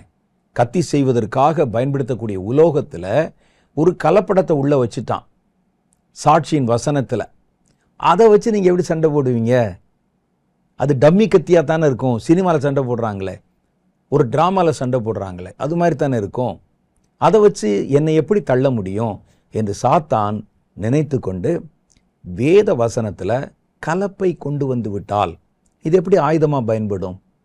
அதனால சாத்தான் அந்த வசனத்தை எதிர்க்கிறான். நமக்கு ஏன் இந்த வசனம் தேவைப்படுது? ஏன் இந்த வசனத்துக்கு நம்ம இப்போ சாட்சியாக நிற்க வேண்டி இருக்குது? கள்ள உபதேசங்களை ஏற்றுக்கொள்ளாதபடிக்கு நம்முடைய இருதயத்தை ஏன் காத்து கொள்ள வேண்டி இருக்குதுன்னு கேட்டால், இந்த வசனம்தான் உங்கள் அந்த கடைசி காலத்தில் ஜெயம் பெற வைக்க போகிறது. அந்த வசனத்தில் குழப்பமோ கலப்படமோ அல்லது இந்த வசனத்தை உங்கள் மனதிலிருந்து எடுத்து விட்டாலோ இனி நீங்கள் சாத்தானுடைய அடிவருடித்தான் உங்களால் பிழைக்க முடியும். சாத்தானை சப்போர்ட் பண்ணணும், அவனை பிரைஸ் பண்ணணும், அவன் போடுற சட்டங்களை எல்லாம் நீங்கள் ஏற்றுக்கொள்ளணும். அப்பத்தான் நீங்கள் இந்த உலகத்தில் பிழைக்க முடியும். அது மாதிரி ஒரு சூழ்நிலை கொண்டாந்துருவான். அதை விட்டுட்டு சாத்தானை மிதித்து ஜெயித்து நீங்கள் பிழைக்கணும்னா ஆரோக்கியமான வசனங்கள் உங்கள் கையில் இருக்கணும். வசனத்தினுடைய ஆரோக்கியம்தான் இன்னைக்கு ஒரு பெரிய கேள்விக்குறியாக இருக்கிறது. வசனத்துக்கு மாற்றாக வேறொன்று அதை கொண்டு வந்து இதுதான் வேதம் என்பதை போல ஒரு மாய தோற்றத்தை உருவாக்கி நம்ம கண்ணுக்கு முன்னால் கொடுத்துட்டா, நீங்கள் அதை நம்பிட்டு எடுத்து போய் யுத்தத்துக்கு போய் நின்னீங்கன்னா ஒரு நிமிஷம் உங்கள் கையில் இருக்கிற பட்டயம் உடைஞ்சு விழுந்துரும். எதிர்க்க முடியாது. கடைசி காலத்தில் நமக்கு சண்டை இருக்குது. அதுக்கு அந்த வசனம் நமக்கு தேவைப்படுகிறது. கடைசி காலத்தில் பாருங்க, வஞ்சிக்கக்கூடிய கள்ள தீர்க்கதரிசிகள் எழும்புவாங்களாம். வேதம் சொல்லுது, கடைசி நாட்களில் கள்ள தீர்க்கதரிசிகள் எழும்புவாங்க. 2 பேதுருவின் புஸ்தகம் 2வது அதிகாரம் 1வது வசனம். கள்ள தீர்க்கதரிசிகளும் ஜனங்களுக்குள்ளே இருந்தார்கள், அப்படியே உங்களுக்குள்ளும் கள்ள போதகர்கள் இருப்பாங்க. அவர்கள் கேட்டுக்கேதுவான வேத புரட்டுகளை தந்திரமாய் நுழைய பண்ணி இயேசுவை கரையத்துக்கு கொண்ட ஆண்டவரை மறுதலித்து தங்களுக்கு தீவிரமான அழிவை வருவித்துக் கொள்வார்கள்.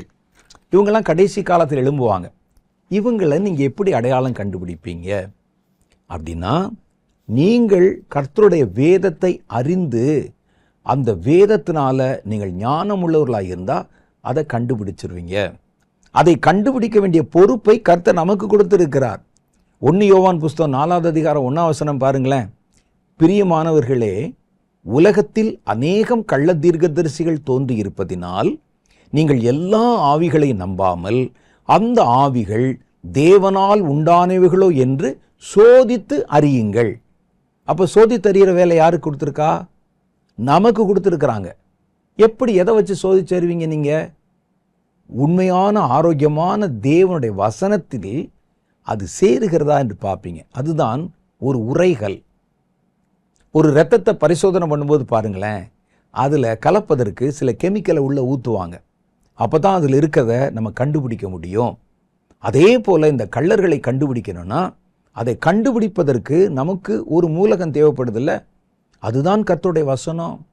அப்போ அந்த வசனத்தை உங்கள் இடத்திலிருந்து எடுத்து விட்டால் ஒருவன் என்ன வந்து பேசினாலும் நீங்கள் அதை அப்படி நம்புவீங்க. சில காலங்களுக்கு முன்பாக இருந்து வேதம் வாசிக்கிற பழக்கம் கிறிஸ்தவர்களுக்கு நடுவில் குறைஞ்சிருச்சு. இப்போ எல்லாம் ஒரே என்டர்டெயின்மெண்ட் கலாச்சாரம் வந்து விட்டது. ஒரு காலத்துலலாம் பார்த்தீங்கன்னா சில இடங்களில் சொல்லுவாங்க, சில பெரிய பெரிய ஊழியக்காரர்கள் சொல்லுவாங்க, அந்த காலத்துல எல்லாம் காலையில் எந்திரிச்சு நாங்கள் ஒரு அதிகாரத்தை மனப்பாடமாக எங்கள் அம்மாட்ட சொன்னா தான் காலையில் டிஃபன் கொடுப்பாங்க அப்படின்னு. அப்போ அந்த அளவுக்கு வேதத்துக்கு முக்கியத்துவம் கொடுத்தவர்கள் இன்னைக்கு வேதத்தை மறந்து வாசிக்கிறது கூட இல்லை. இன்னைக்கு ஏதோ யூடியூப்ல கேட்குற செய்திகளை பார்த்துட்டு இது போதும் அப்படிங்கிற ஒரு மனப்பான்மை.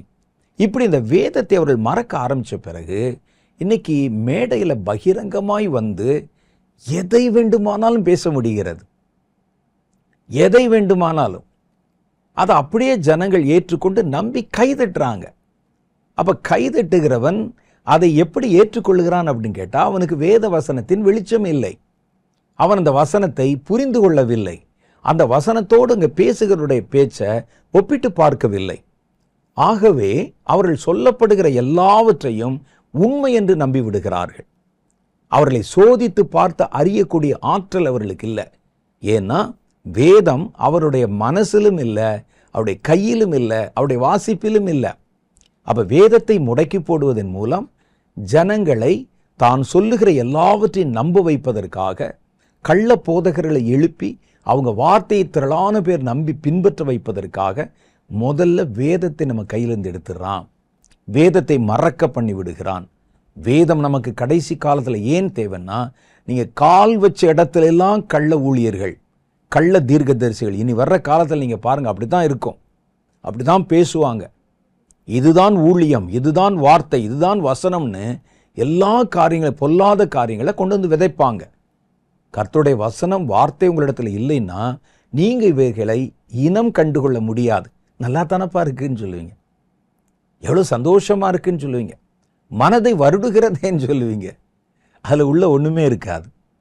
அப்போ கடைசி காலத்தில் எழும்பக்கூடிய கள்ள ஊழியர்களை நீங்கள் வரவேற்பதற்காகத்தான் சாத்தான் வேதத்தை முதல்ல உங்கள் கையிலிருந்து எடுத்து விடுகிறான்.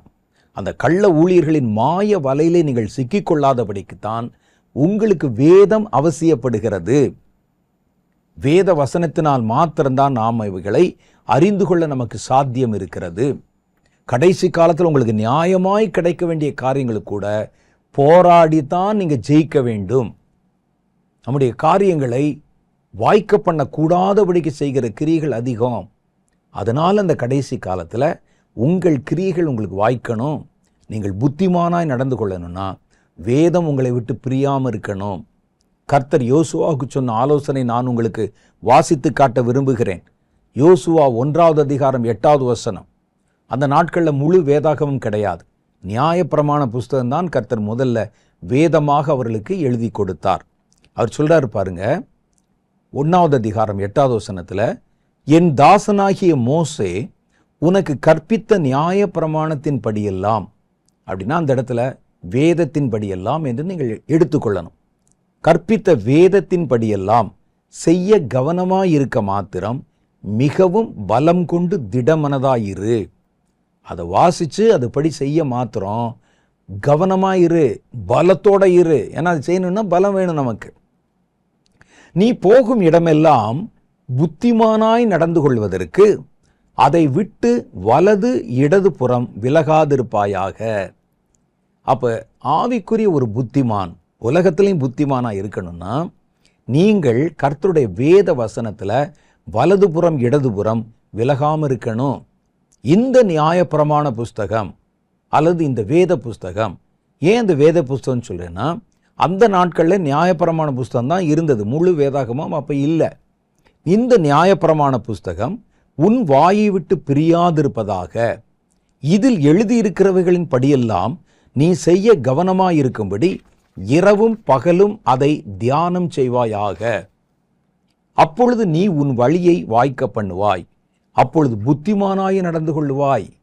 அப்போ நம்ம புத்திமானா நடந்து கொண்டாதான் இவன் பேசுறதுல எந்த இடத்துல வஞ்சகம் வருது, எந்த இடத்துல ஏமாத்துறாங்க, எந்த இடத்துல கர்த்தரை விட்டு நம்மை வழிவிலக பண்ணுகிற கண்ணிகளை வைத்திருக்கிறாங்க என்பதை நம்ம தெளிவாக புரிந்து கொள்ள முடியும். அதனால் இந்த கடைசி காலத்தில் உங்களுக்கும் எனக்கும் வேதம் தேவைப்படுகிறது. கடைசி காலத்தில் சாத்தானை ஜெயிக்கணும் அப்படின்னா நமக்கு வேதம் தேவை. கள்ள ஊழியர்களை அடையாளம் காணணும்னா நமக்கு வேதம் தேவை. இந்த கடைசி காலத்தில் ஞானத்தோடும் புத்தியோடும் நீங்கள் நடந்து கொள்ளணும்னு சொன்னால் நமக்கு இந்த கடைசி காலத்தில் வேதம் தேவை. கடைசி காலத்தில் நமக்கு ஒரு யுத்தம் நியமிக்கப்பட்டிருக்குதாமே, எபேசியர் 6:12. அதில் ஒரு ஜெயம் மாம்சத்தோடும் இரத்தத்தோடும் அல்ல, அதிகாரங்களோடும் துரைத்தனங்களோடும் அந்தகார லோகாதிபதிகளின் ஆவிகளோடும் வானமண்டலத்தின் பொல்லாத ஆவிகளின் சேனைகளோடும் உங்களுக்கு போராட்டம் உண்டு. அந்த போராட்டத்தில் ஜெயிக்கணும்னா அதற்கு உங்களுக்கு வேத வசனம் தேவை. அப்போ இந்த வசனத்தை நம்ம கையிலிருந்து எடுத்து விடுவதன் மூலம் கர்த்தருடைய ஜனத்தை பலவீனப்படுத்தவும், வார்த்தையினால் உண்டாக்கப்பட்ட உலகத்தை அதற்கு மாற்றான காரியங்களை வைத்து தனக்கு வசப்படுத்தி கொள்ளவும், தேவனுடைய ஜனங்கள் கடைசி நாட்களில் வேற எந்த சோர்ஸுமே, அவங்க தப்பிக்கிற சோர்ஸே இல்லாமல் தன்னை மாத்திரம் அண்டி வாழ வேண்டும் என்பதற்காக கடைசி காலத்தில் வேதத்தை அவங்க கையிலிருந்து எடுத்து விடுவதற்கும் சாத்தான் தீவிர முயற்சி பண்ணுறான். இனி வரப்போகிற சாத்தானுடைய ஆளுமை காலத்தில் அங்கே மிச்சமாய் வைக்கப்பட்டிருக்கிற கர்த்தருடைய பிள்ளைகளுக்கு வேத வசனம் மாத்திரம்தான் அவர்களை பாதுகாக்கும். அதுதான் அவர்களுக்கு உணவாக பயன்படுத்தப்படும். அதுதான் அவர்களுக்கு ஒரு வெளிச்சத்தை போல் இருக்கும். அப்போ அதை எடுத்துட்டோம்னா அந்த கடைசி அந்த 7 வருஷ காலத்தில் வாழ்கிற எல்லாருமே சாத்தானை மாத்திரமே பின்பற்றி அவனை சார்ந்துதான் வாழ வேண்டும் என்ற ஒரு சூழ்நிலை உண்டாக்கணும். இதற்காகத்தான் சாத்தான் வேதத்தின் மேலே குறி வைக்கிறான். இதே காரணங்களுக்காகத்தான் வேதத்தை மாத்திரம் நீங்க விட்டு கொடுத்துடக்கூடாது. வேதத்தை நீங்கள் அமர்ந்து வாசியுங்கள், வேதத்துக்கு செவி கொடுங்கள். வெறுமனே சொல்லப்படுறத மாத்திரம் கேட்டுட்டு நீங்க ஒரு முடிவுக்கு வந்துடாதீங்க. தினசரி வேதத்தை உங்களது வாசிப்பாக வைத்து கொள்ளுங்கள். அனுதினமும் வேதத்துல தியானமா இருங்க. வேதத்தை முழுசா படிச்சு முடிச்சிருங்க.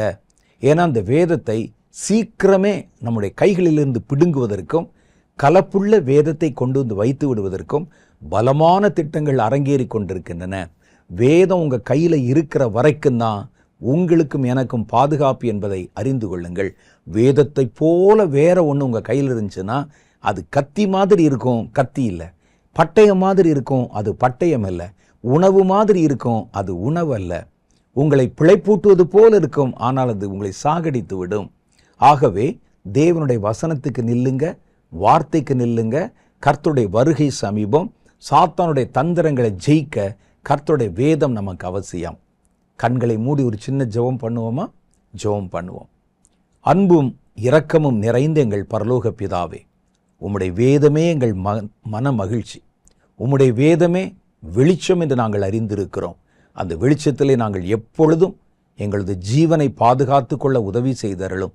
வேதத்துக்கு எதிராக எழும்புகிற எந்த போராட்டங்களையும், சாத்தானுடைய தந்திரங்களை நாங்கள் அறிந்து அதற்கு எதிராக நாங்கள் கிரியை செய்யவும், வேதத்தை விட்டு விலகி விடாதபடிக்கு நாங்கள் எங்களுடைய ஜீவனை பாதுகாத்து கொள்ளவும் இந்த வார்த்தைகளை கேட்ட ஒவ்வொருவரோடும் நீர் வெளிப்பட்டு பேசும். கர்த்தருடைய ஜனங்கள் போல தங்களை காண்பித்து கொண்டு தேவ பிள்ளைகளை வார்த்தைகளை விட்டு வழிவிலக பண்ணுகிற, வேறொன்றை துரத்தி கொண்டு ஓட வைக்கிற எல்லா தந்திரமுள்ள ஊழியர்களின் வார்த்தைகளுக்கும் சபைகளின் வார்த்தைகளுக்கும் விலக்கியங்களை நீர் பாதுகாத்துக் கொள்வீராக. இந்த வார்த்தைகளை கேட்ட ஒவ்வொருவரையும் பேர் பேராய் ஆசீர்வதியும். இனி வருகிற இந்த வாரத்தை அவர்களுக்கு நன்மையினால் முடிசூட்டி தந்தருளும். உம்முடைய பிள்ளைகளின் தேவைகளை கர்த்தர் கவனத்தில் வைத்தருளும். வியாதிப்பட்டவர்களையும் வேதனைப்பட்டவர்களையும் சுகமாக்கி அருளும். இந்த வாரத்தில் உம்முடைய பிள்ளைகளுடைய தேவைகள் எல்லாம் சந்தித்து அவர்களை வழிநடத்தி அருளும். கர்த்தருடைய நாமத்தில் உம்முடைய ஊழியக்காரர்களாகிய நான் அவர்களை ஆசீர்வதித்து ஜெபிக்கிறேன். தேவனுடைய கிருபையும் கர்த்தருடைய இரக்கமும் இந்த வாரம் முழுவதும் அவருடைய ஜீவன் கடைசி பரியந்தம் அவர்களை பாதுகாக்க வேண்டும் என்று மனம் விரும்பி கர்த்தருடைய சமூகத்தில் நான் மன்றாடுகிறேன். என் ஜெபத்தை ஏற்றுக்கொள்ளும். அதற்கேற்ற நல்ல பதிலை அவர்களுக்கு கட்டளிடும். இயேசுவின் மூலம் என் ஜெபத்தை ஏற்றுக்கொள்ளும் எங்கள் பிதாவே. ஆமேன், ஆமேன். இந்த நாளிலும் கர்த்தர் நம்மோடு கூட நிறைய காரியங்களை வெளிப்படுத்தி பேசினார். 2 செய்தி கர்த்தருடைய வேதத்தை பற்றி போன வாரமும் இந்த வாரமும் நிறைய தகவல்கள் நம்ம கேட்டிருக்கிறோம். வசனத்தை மாத்திரம் விட்டுறாதீங்க. அந்த வார்த்தை தான் நமக்கு ஜீவன், பலன், எல்லாம் அந்த வசனம்தான். அடுத்த வாரம் நான் வேறொரு புதிய செய்தியோடு உங்களை சந்திக்கிறேன். அதுவரை கர்த்தர் உங்களை ஆசீர்வதித்து காப்பாராக. ஆமென்.